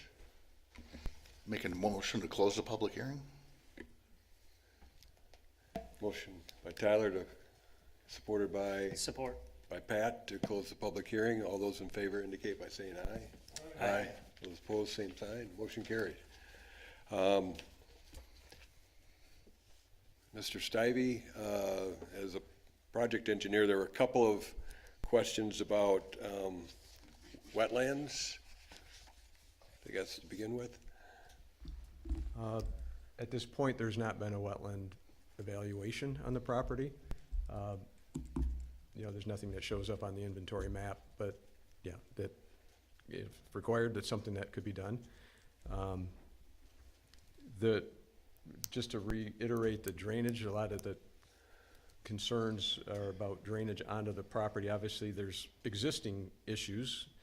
I will just reiterate that there will be, if anything, there will be less drainage. There will be, in no instance will there be more drainage onto any of these properties than there is today. In fact, in some, because we are collecting and trapping, capturing all the water from the development, both in the road, so the front yards drain to the road, rear yards drain to that back drainage easement, everything is collected and goes to the detention.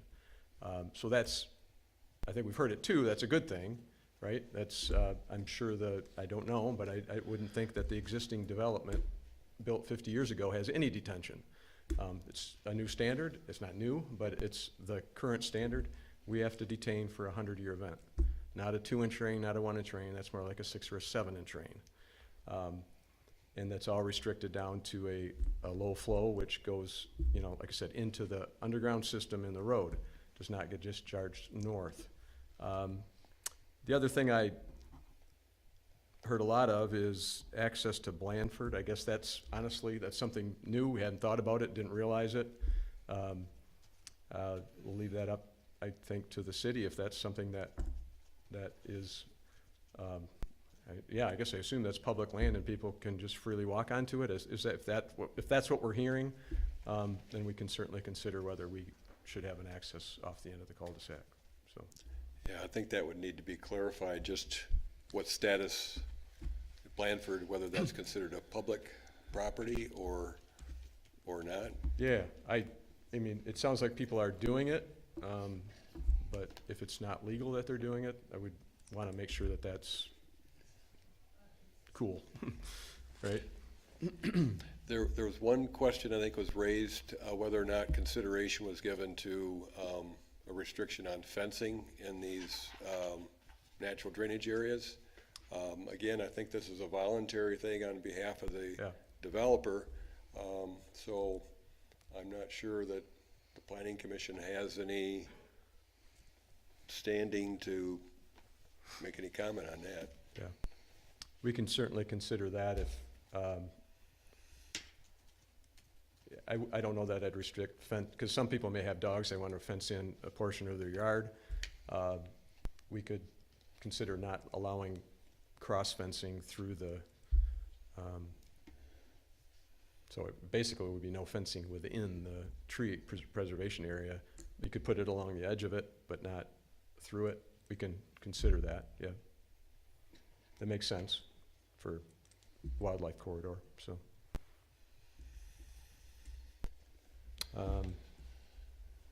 Yeah, I think I think there was a question about there will be sidewalks throughout, and would be required to bring sidewalks within the road corridor out to Pheasant and out to Whitmore. They won't go anywhere, but we're required to put them in that right of way. Scott, if you could, there was a question raised about whether sidewalk is going to be installed on Pheasant and or Whitmore. The city hasn't really paid for and put sidewalks in any local streets, local neighborhoods like this. Now, they are starting to consider it in a few places, but they're very isolated locations. If we went into every single street that didn't have sidewalk and installed that for those residents, it would be a big, big project. And Steve would have a really hard time funding it. So and he can really speak to more of what the commission would like to do financially, but there's not a push with this from staff for that. This is a pretty small single-phase plat. They're going to install the sidewalks as they're required to, and as you heard earlier, as we're going to continue to push for, but there's not a push from staff to then change the character of Pheasant and Whitmore with those sidewalks. Okay, all right. Commissioners, we've had some commentary on it. It's changing an area that's been like this for a long time, but the scope of our review is to determine whether or not it is designed according to the zoning ordinance and the stormwater management ordinance. And in that review, we also not only have city engineer, but the drain commission office. I think there's a host of others that take part in this process as well. So that as those various concerns that you expressed they're being addressed by different agencies as we go through this process. Do we see any fatal flaws in terms of what's been presented to us this evening? We've got a recommendation from staff.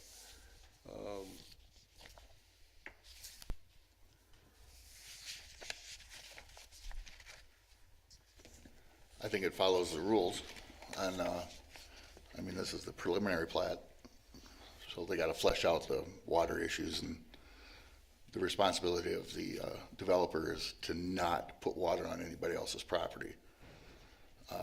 I would say it's not their problem to fix your water problem either. And unlike some others that say the city has to take care of everybody's water, that's not in the budget unless you want your taxes raised. You could propose a water tax if you'd like. But this abuts up to 150 acres of vacant land that won't be developed. I don't have too many worries about the wildlife.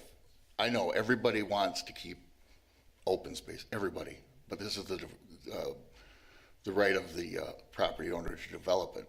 It's zoned correctly and it fits in what they want to do, so.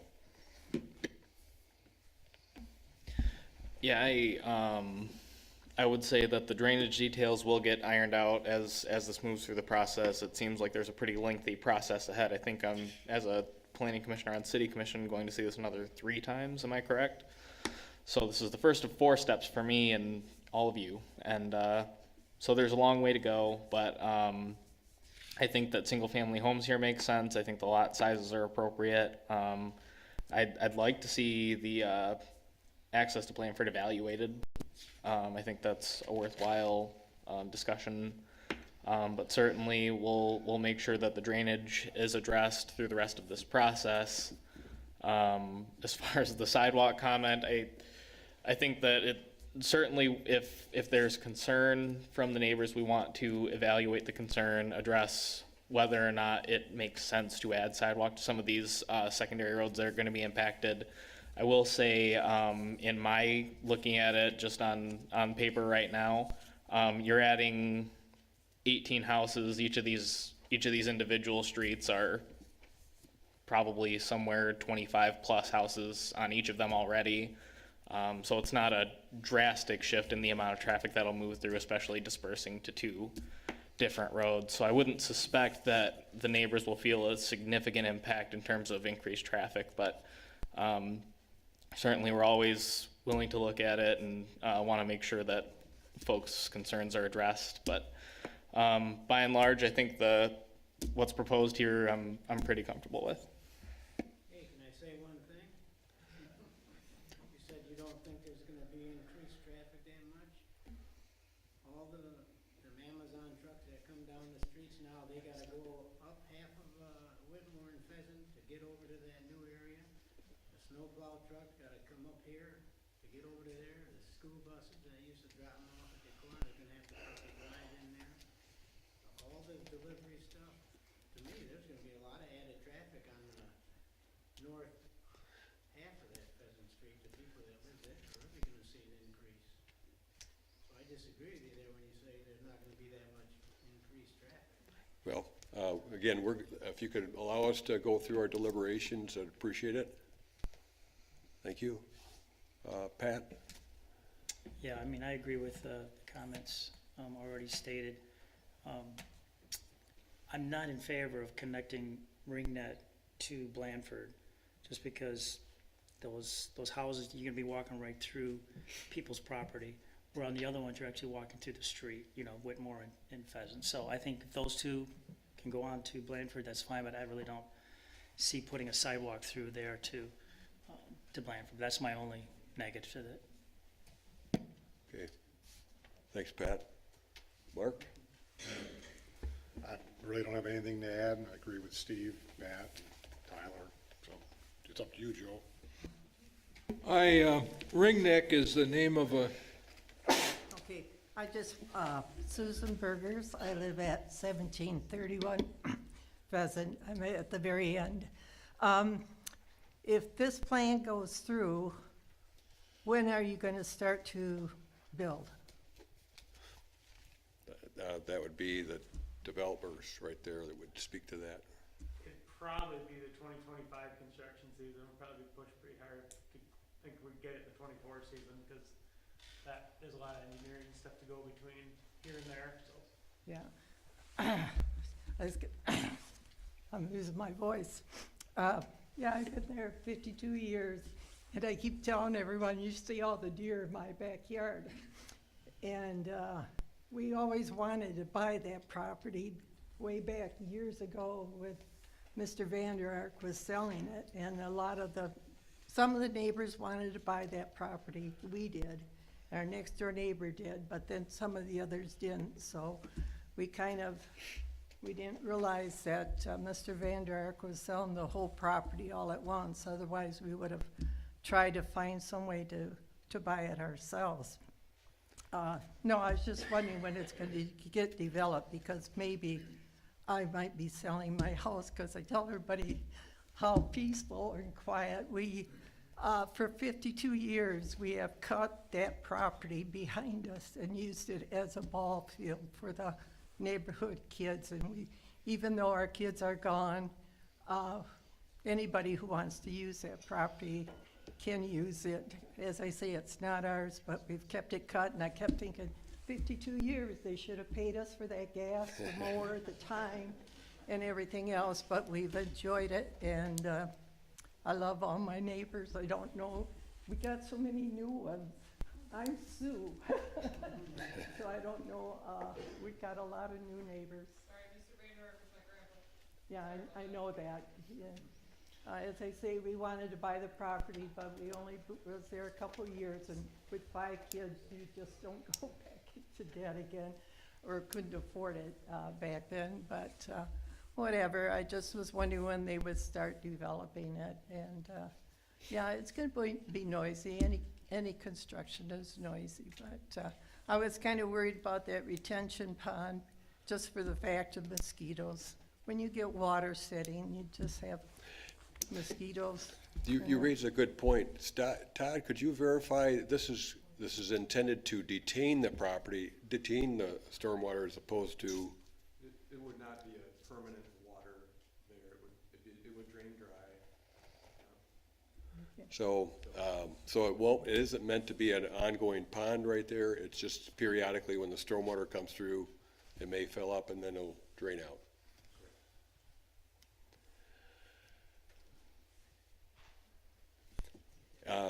As far as my comments on Plat, it looks like it's ready to go to the next step in the process. And again, Paul has done a good job describing what those next steps are, and a bit more of that nitty-gritty detail. But we appreciate your comments. And at this point, do we have a motion ready for made? Mr. Chair, I'll make a motion in case number 23-029, tentative preliminary plat review for 1853 Pheasant Avenue Northwest. Based on the application material provided, I move to recommend approval to the Walker City Commission for the tentative preliminary plat called Pheasant Preserve for a new residential development featuring 18 single-family residential lots on new public streets with public water and sanitary sewer facilities at 1853 Pheasant Avenue Northwest, subject to the following conditions and based on the findings of fact. No conditions have been listed. Finding of fact, the temporary preliminary plat, the tentative preliminary plat submission dated 11/21/23 contains all the required information prescribed in section 74-32 and 74-33 of the Walker City Code of Ordinances. Number 2, the lot within the proposed Pheasant Preserve plat comply with the minimum dimensional standards for lots within the SA Suburban Residential Single Family Zoning District per section 94-188, Schedule of District Regulations. Number 3, the proposed lots can reasonably be served by public utilities, public roads, and storm water management facilities. Okay. Motion by Tyler, supported by Joe to send this to the City Commission with a recommendation of approval. All those in favor indicate by saying aye. Aye. Those opposed, same sign. Motion carried. Thank you very much. Thanks for coming this evening. Next project is case number 23-031. This involves the Waterford Village North area. Do you want to take a couple minutes, or Would you like me to get started, or do you want to? Why don't we hold off a couple of minutes? do you want me to say something? Go ahead. We appreciate everybody coming this evening. We've got another item on the agenda, so if you want to, could go out in the hallway and talk, that'd be great. Thank you.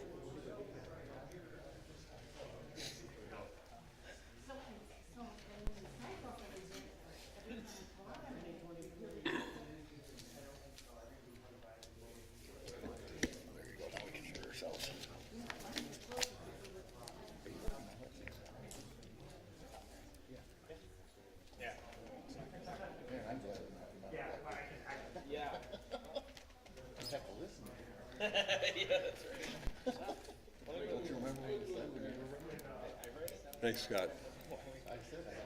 Okay, Paula. All right, thank you, Chair. Case 23031. This is similar to the previous project, a tentative preliminary plat review. This is also a final area site plan review, both in one here for this proposed project. Let me pull up, this is the site plan. I also have one of those nice colored ones, so I'll leave this up. It's a little easier to look at.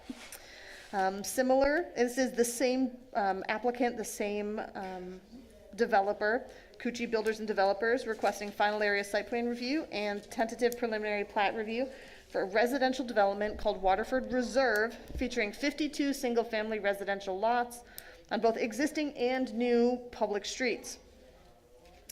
Again, this is both a tentative preliminary plat review and a final area site plan review. The preliminary area site plan review for this project was case 20-875 and was approved in September of 2021. And the property was rezoned to RPUD1 by the City Commission in August of that year. As part of the final area site plan review, the applicant met with the staff site plan review committee in late November last month and received feedback. The submittal you have today is the resubmittal based on that feedback.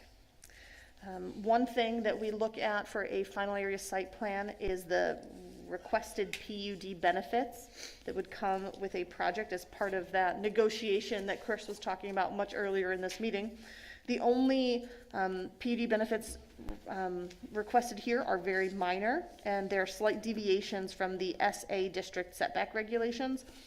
The RPUD one is based on the SA district. In this case, most lots are in full compliance with that underlying SA regulation. There's a few that are not. Those deviations are noted on sheet 1 of the site plan, and there are a few lots which have slightly different regulations. The cul-de-sac lots of 17 through 21 have a slightly shorter front yard setback of 30 feet instead of 35 feet. And there's a few lots that also have a slightly smaller rear yard of 30 feet rather than 35 feet. All of these fewer lots have deviations in this final area site plan than in the approved preliminary area site plan. I know it's a mealy mouthful there, but I want to make that clear. So in the preliminary area site plan, there were more PUD benefits requested. The developer who purchased the property from Stoneley, the original developer, reviewed the lots and made some adjustments to have more of the lots be in compliance with the underlying zoning. So I don't, let's see, were there any, I don't have any other planning or zoning comments regarding the final area site plan review component of the project. The tentative preliminary plat review, again, we just walked through that process with the other one. In this case, the property is also zoned, is zoned RPUD1, again, built upon the SA district. The density for this proposed plat is calculated by staff to be 2.29 units per acre. Again, well within what the master plan calls for this area, which is residential growth of 2 through 4 units per acre. Similarly to the previous project, there are several different easements proposed within the plat. Each new lot has the front yard easement 10 foot wide for public and private utilities. Lots 1 through 19, which are those along the north side of the property and the end of the eastern cul-de-sac, have a proposed 20-foot no build, no clearing area easement abutting the rear property lines. That is in line with what was on the approved PASP. I will note, staff would like to see a note added to the plan sheet explaining this proposed easement further to explain what is allowed and what's prohibited within this easement area for future property owners and for the board. Each lot also has an easement in the rear yard abutting either the rear property line or the no-build area easement for drainage. For several of the lots, this is a 20-foot wide easement. For some of the other lots, this is 10-foot. So in the areas lots 31 through 52, that's only 10 foot off of the property because they face each other in the back, and so it's 20-foot total easement, but 10 from each. So splitting that and allowing slightly more area for a future homeowner to have full access of their property. If the project moves forward, those easements will need to be recorded and provided to the city at this time. That's a condition for later in the process. There's a note about street trees on the plan being required as homes come in, similarly with sidewalks. The developer is proposing to put in the street trees along the park and the sidewalks within the park and the sidewalk access points at the streets where there's ADA ramps and things like that. Those will go in with the street construction, and then the rest of the sidewalk and trees will fill in as homes fill in within the property. There's also a note on the site plan sheet 1 of 3 regarding the park.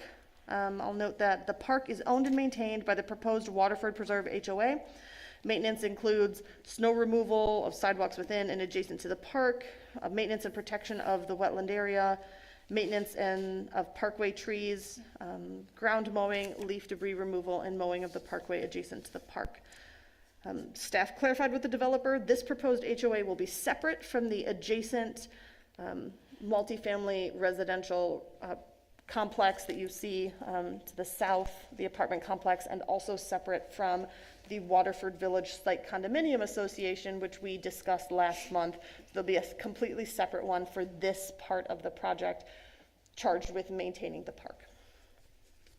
I'm happy to answer any questions. I went through that pretty quickly, but I don't have any further concerns from a planning or zoning perspective with approving the final area site plan or moving the project forward on the plat. I have a question, Mr. Chair. And this is just me being a little bit confused procedurally. So we're approving final area site plan and tentative preliminary plat, correct? Yes. Theoretically, or we're taking action on both? Taking action on both. So I guess typically I feel like when we move on a final area site plan, that's the end of the process, but the TPP is the beginning of that. So I guess where's the alignment there? Sorry, I'm just a little. They generally cover similar things. The final area site plan wraps up our internal City of Walker process. The plat process is a much larger legal exercise that has to go through some state approvals and some other things. And so in this case, similarly, I guess if you would think about when someone comes in with a PUD rezoning and PASP to this board, and we would approve one and send the other one to the city commission, it's a similar way. I intentionally put with the sample motion sheets, the FASP approval first, and then the plat. I don't know how we could, in this case, because there's both, move the plat forward without the final area site plan. It's my professional recommendation to do them in that order to help them dovetail together. Okay. Question, does the city of Walker require the developer to put money in escrow for trees on the street, or why is it the requirement of the homeowner? Don't we do that anymore? We have in the past, and that is a tool that is available if the planning commission wishes. I mean, it makes sense because I know my street, there was an escrow, but the builder didn't tell anybody. So a lot of people put their own trees in, but then when I talked to Scott, yeah, there was one, but you have a certain amount of time to use it. And so we always wish that everybody had a tree in the front yard to make the whole street look nicer. So if the development knows about it, and the new owners, I think it's a good thing. I've had 3 new houses, and every time I've had an escrow account, but the one in Walker, I didn't realize I had one. So anyways, I just would like to add that. The other thing is, and this may be more for Scott, so listen up, Scott. When we do put the Maple Row in, are we going to put a 4-way stop there at Sunrise Lane and Maple Row? when that connection is made. Because right now, it's just there's just a two-way stop coming down Maple Road, but Sunrise will keep going. I guess something to think about. The 40-foot, or actually there's a 20-foot no-build, and there's a 20-foot easement. So basically, there's a 40-foot no-build at all in that, behind each of these lots from 1 through 19. Who owns that 20-foot no-build? The 20-foot easement is the new owners, but who owns a 20-foot no-build? Is it the new owner as well? It would be the property owner of the individual lot. Yes, what's proposed at this time. And Okay. Staff had similar concerns about that, hence the request for more information on what is or isn't allowed in that area. Okay.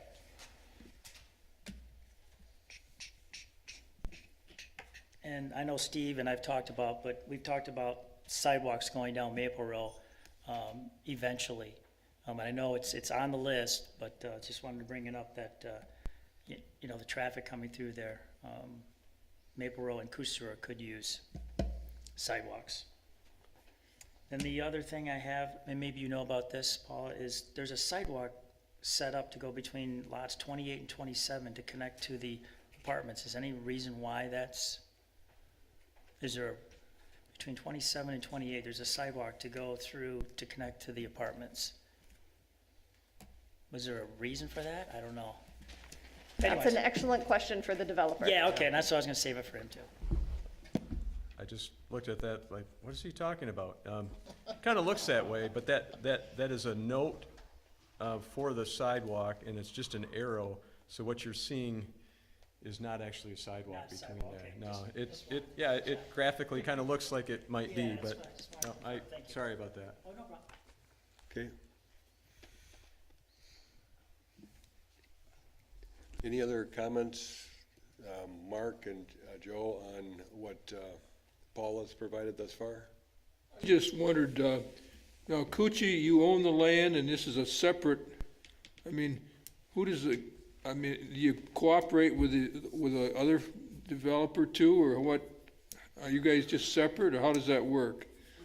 We bought it from Stonely Companies as vacant land.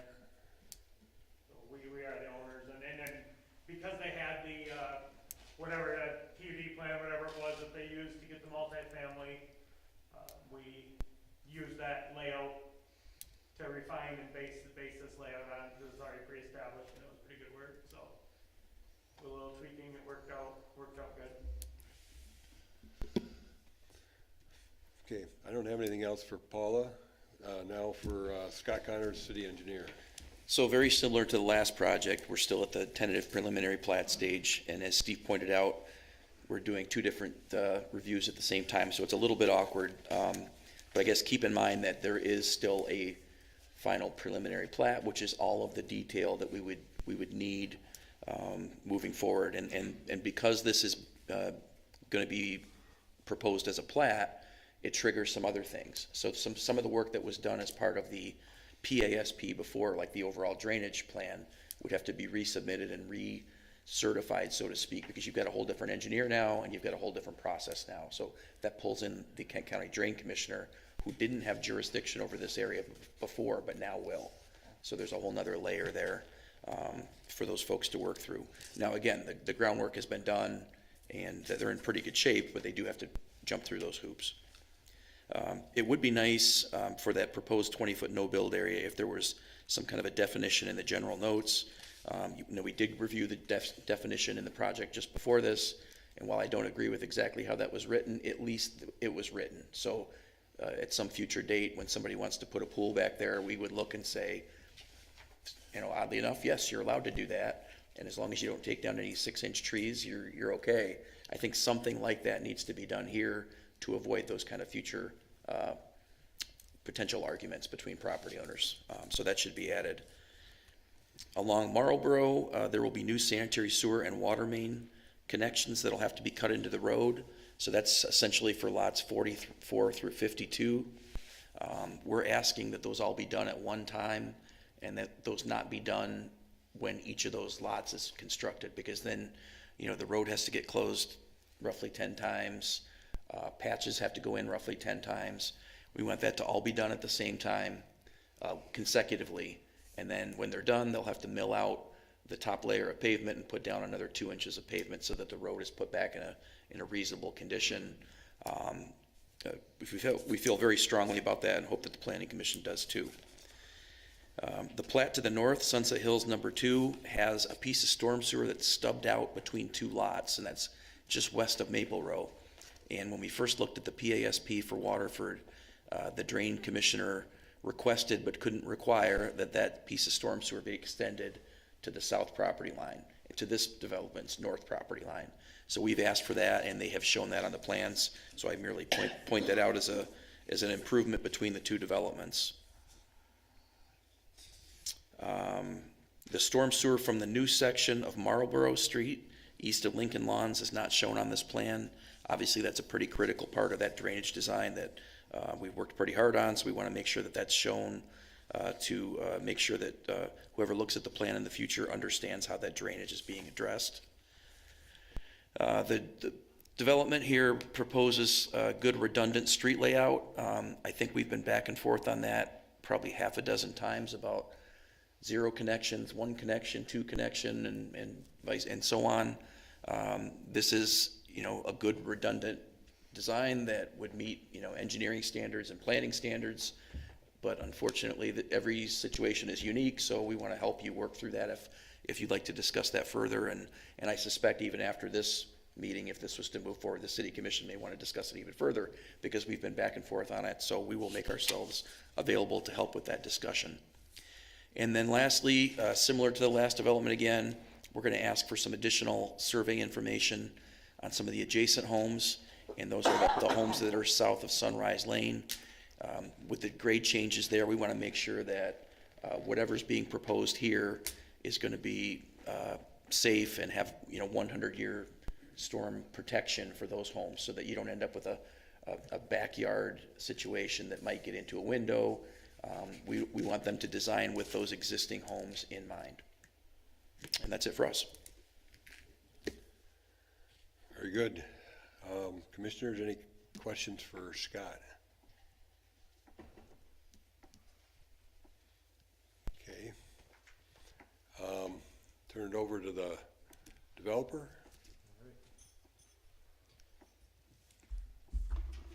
I won't introduce myself again, but I've just add a few more things that have come up here in discussion.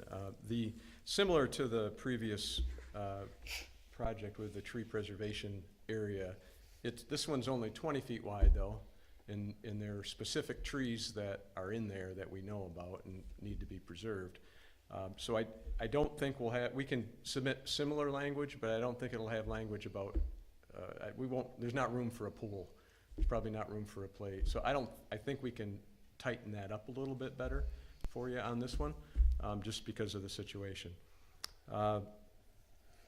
And I will here admit my ignorance. I believe, did someone say that there is no sidewalk on Maple Row existing? Is that someone said that? I'm talking about Maple Row you out north. Here on Maple Road to the north. Yeah, there's Right. There is outside of the development. Yeah, it's like Right. 1 block. But there is on Sunrise? Yes. Okay, all right, because we're showing it on Sunrise, and we are bringing sidewalk up Maple Road to connect, Yes. but, Yep. so if we have an error, it's that it does not continue north of. There's a portion of it does, north of Sunrise. All right. About a block of sidewalk, and then you run to the old development like you just saw All in right. Pheasant, and they don't Okay, have sidewalks. because I'm assuming that we showed this based on some kind of an aerial photo, and, all right, so it could be that our plan is correct then, all right, good. Then regarding the PUD benefits, I was confused at one time with Paula because it's usually what are the PUD deviations, but the benefits to the developer, yes. So all these lots comply with the SA or bigger, and really some of the setbacks are even larger than the SA and what was previously approved under the preliminary area site plan. Like the front yards in the preliminary were 25. We went back to the 35. And SA has a 25-foot rear yard, and we are showing 35 for most of them. So where we are deviating is around that cul-de-sac, 17 through 21, where because of the bulb of the cul-de-sac gets bigger, we have limited space north-south. It's helpful to the building envelope if we can have a little bit shorter front yard, 30 feet, which is still bigger than what was approved previously, and a little bit smaller rear yard at 30 as well. So to say, yeah, the benefits are very minor, and some are even bigger than what would be required. And I think the PUD benefit, now this would be benefit to the city and public at large, is the open space. 7.8 acres of open space, the open space park with a walk, the connection to the Fred Meyer Standale Trail. Yeah, so that's all that I had. We're here for questions, any additional ones if you have them. So thank you. You're okay with Scott's report and complying with that stuff? Yeah, Okay. we have no problems with, Okay, just wanted to make sure. a lot of that's construction level detail that we've got to work through when we get the final survey. Yeah, we're used to working with Scott on those kind of issues. By the way, I think you've done a pretty good job on these plans. We've seen a lot of them, and there's not a lot of questions, so. All right, thank you. I have to apologize before you step away too. I tried shooing these guys out after the last session to talk to everybody in the hallway. So, my fault. I am surprised none of the neighbors are here, because I am a neighbor. Well, we haven't opened a public hearing yet. Yes, yep, but I was gonna say the lots between 11 and 14, that's where all the water sits. That's right by my house, and that's where the water really pools up, right over there.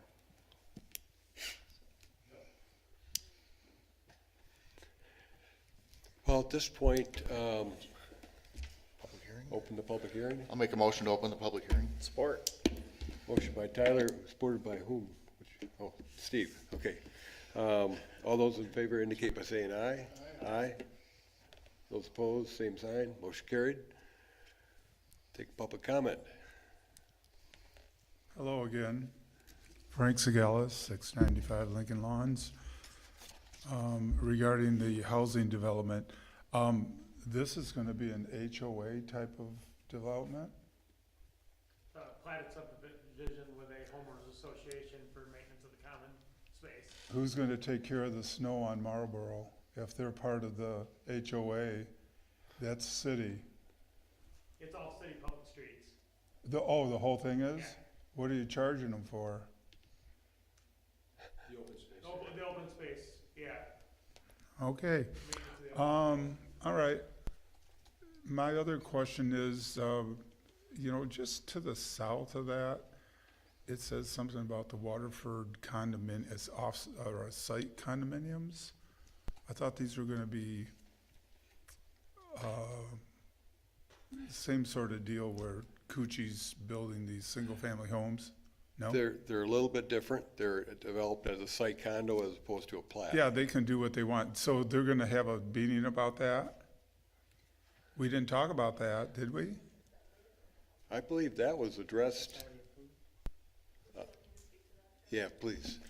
Where it says Savannah at Waterford Village site condominiums, that project was approved by the Planning Commission and the City Commission in November. We had the hearings about that in November for that. It's 19 lots, single-family lots. It's a different ownership structure wholly, but it will look and feel very similar to what Yeah. we're looking at today. Okay, thank you. The homes that you're gonna be building, what type of home is this? What's it, what are you proposing? Does each individual owner come up with their own little plan? Yeah, it'll be, yep. And what does it adhere to? We have I not- mean, in the way that it looks, I mean, are we gonna have box A, B, C, D, and D and all over the place, or? We have not gotten into any of the building use restrictions yet to get size restrictions, and, we developer approval. I don't think we're probably not holding them to build ourselves. We're probably gonna be working with some of our builder partners that buy lots from us. Okay. So then they'll bring in a collection of their stock plans and custom designed Sure. For individual. Okay, homeowners. I want to thank Koetj for putting in that drain in your purchase agreement there with, thank you so much. Yeah, we needed it, so. Yeah, we all needed that in Lincoln Lawns out on the meadow. So, thank you very much for your Thank you. assistance. I know this has been a big project for everyone. Thank you. Welcome. Anyone else that would like to come forward and offer comment on the Waterford Village project? Okay. We have a motion. Motion to close the public hearing? Support. Motion by Tyler, supported by Pat to close the public hearing. All those in favor indicate by saying aye. Aye. Those opposed, same item? Nope. All right. Commissioners, we have we've had a pretty good conversation about the project. Seems to be very consistent with the PUD plan, and this has been probably the biggest question mark is who's going to do it and when, and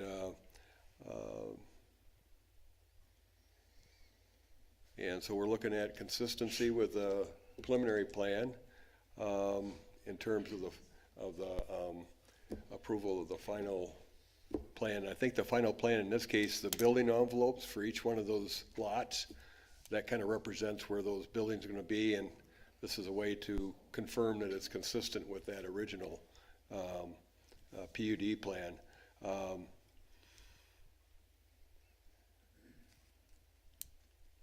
So, any thoughts or comments about these? I think, Pat, I think you had a number of things that you made note of. I don't know if we want to incorporate that into the motion, or if there's other things that we have yet to cover. The escrow account, is that something that developer would be interested in assuming for trees along the street? One tree per and maybe two on a corner? Yeah, we can do what we need to on that. You work with staff on what size is appropriate. I mean, nothing 10-footers or, you know, small stuff to get started. And the right trees.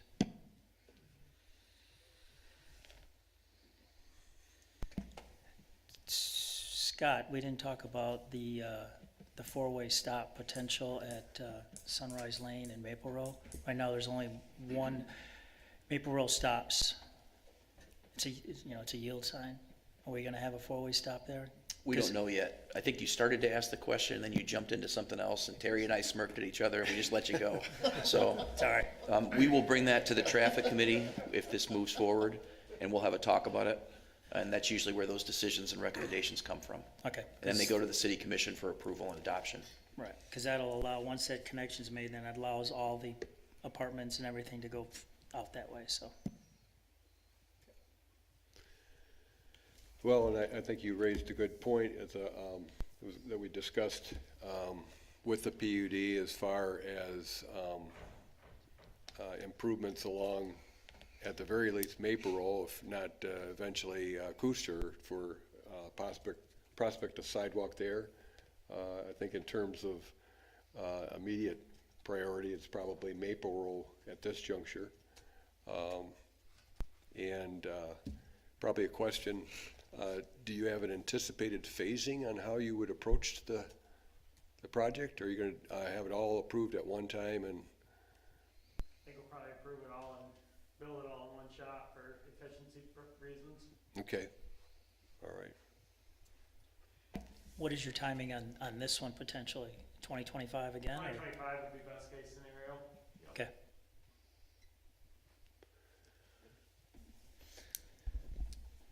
I am really happy with the point that we're at on the project. I think you guys have done a great job on the plans. And I just, once again, we're here for Lincoln Lawns project, and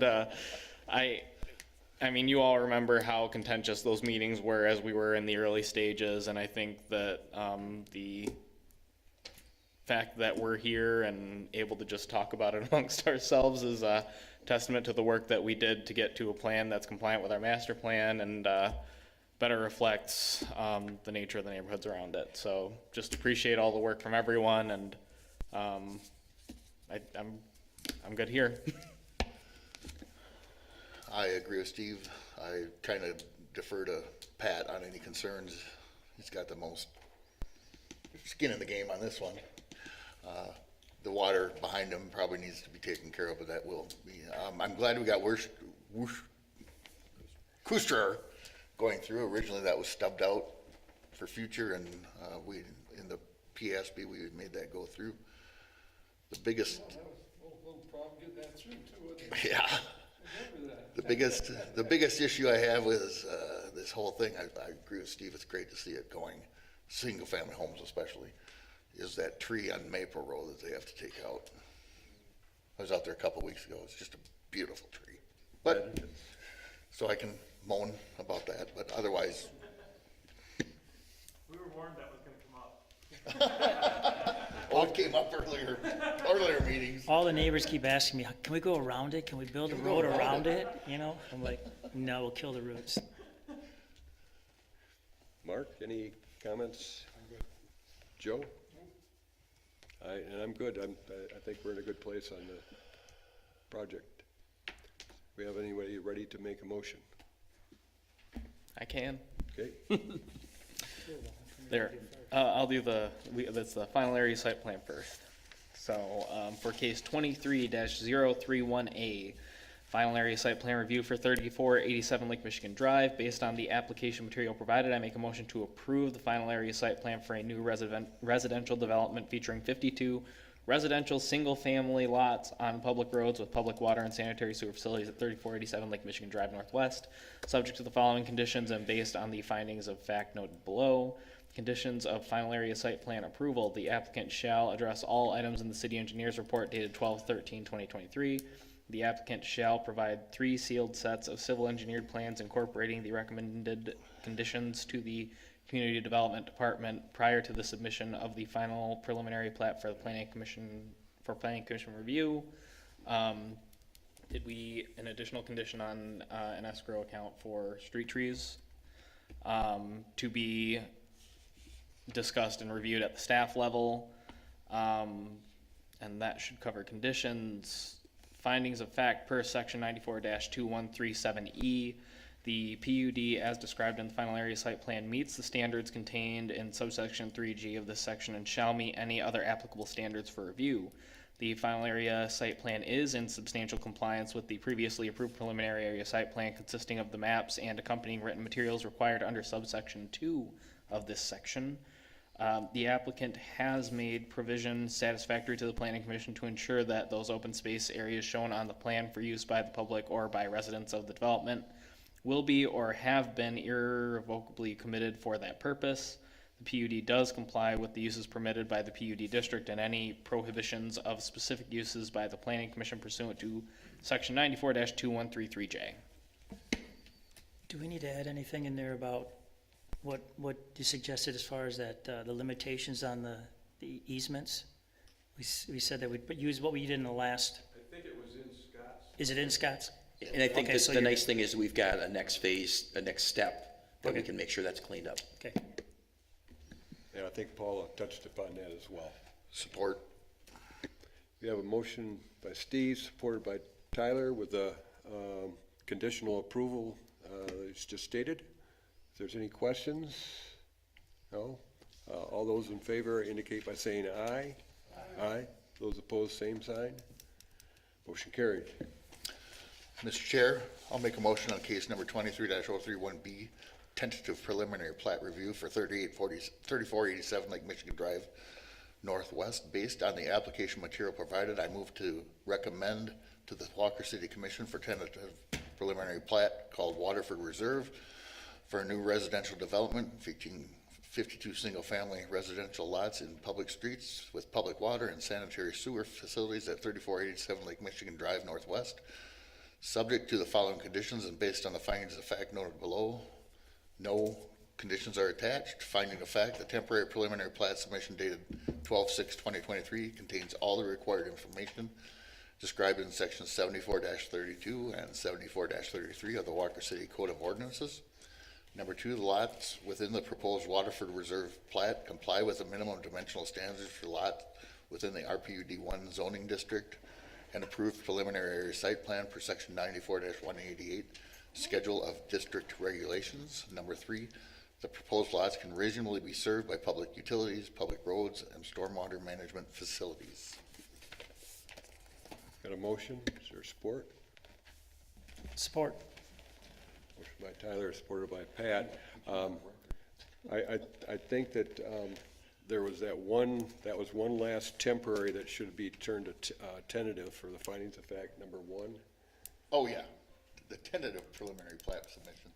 Yeah. That's Paula's fault. Sorry. No problem, no problem. All those in favor indicate by saying aye. Aye. Those opposed, same sign. Motion carries. Thank you. Just to note, the previous developer promised to cut some trees down, and he cut like 3 trees already before, but then he sold it to you guys, and so now I know some of my neighbors are looking at some old, big, dead trees that they're like, okay, somebody's gonna cut them down for free. I go, nothing's free. So just giving you a warning, there might be some neighbors coming and calling you and asking. If they're dead, then when it comes to development time, we gotta get them out of there probably anyway. Well, If they're in their 20-foot buffer, the free 20-foot buffer, that's where they're at. If they're dead, yeah, if they're dead, we'll want them out of there, because otherwise we're gonna Yeah, so face just, it at time of construction. yeah, like I said, the old developer already cut down about 3 trees. Okay. And the stumps are still laying there on your property. Okay. They add value. Yeah, there you go, yep. All right. I have Oh. 2 things for the planning commission before the meeting wraps up. First is follow-up on something that came up since our previous meeting, based on a comment at our last meeting regarding River Ridge. There was a question raised to staff from several of the neighbors regarding whether or not they would be able to initiate a rezoning of the adjacent property. It's a legal question. We sent it to the attorney and he sent back a memo, which the short answer is no. The long answer has to do with the Michigan zoning enabling legislation and several cases of Michigan state case law and the city charter.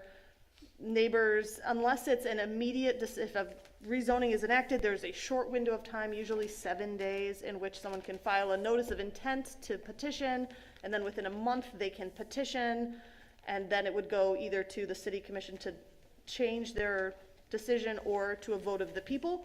It has to happen within that immediate window for it to go like Graceville did up in Alpine Township. So in a case like the River Ridge one, where the property was rezoned 30-some years ago, there is no mechanism for adjacent property owners without ownership, stake, or interest in the property to initiate a rezoning. Just to clarify that, I informed the neighbors who asked. I wanted to make sure the planning commission is well informed as well. The second is that our next meeting is scheduled for January 3rd. We have 2 items on the agenda.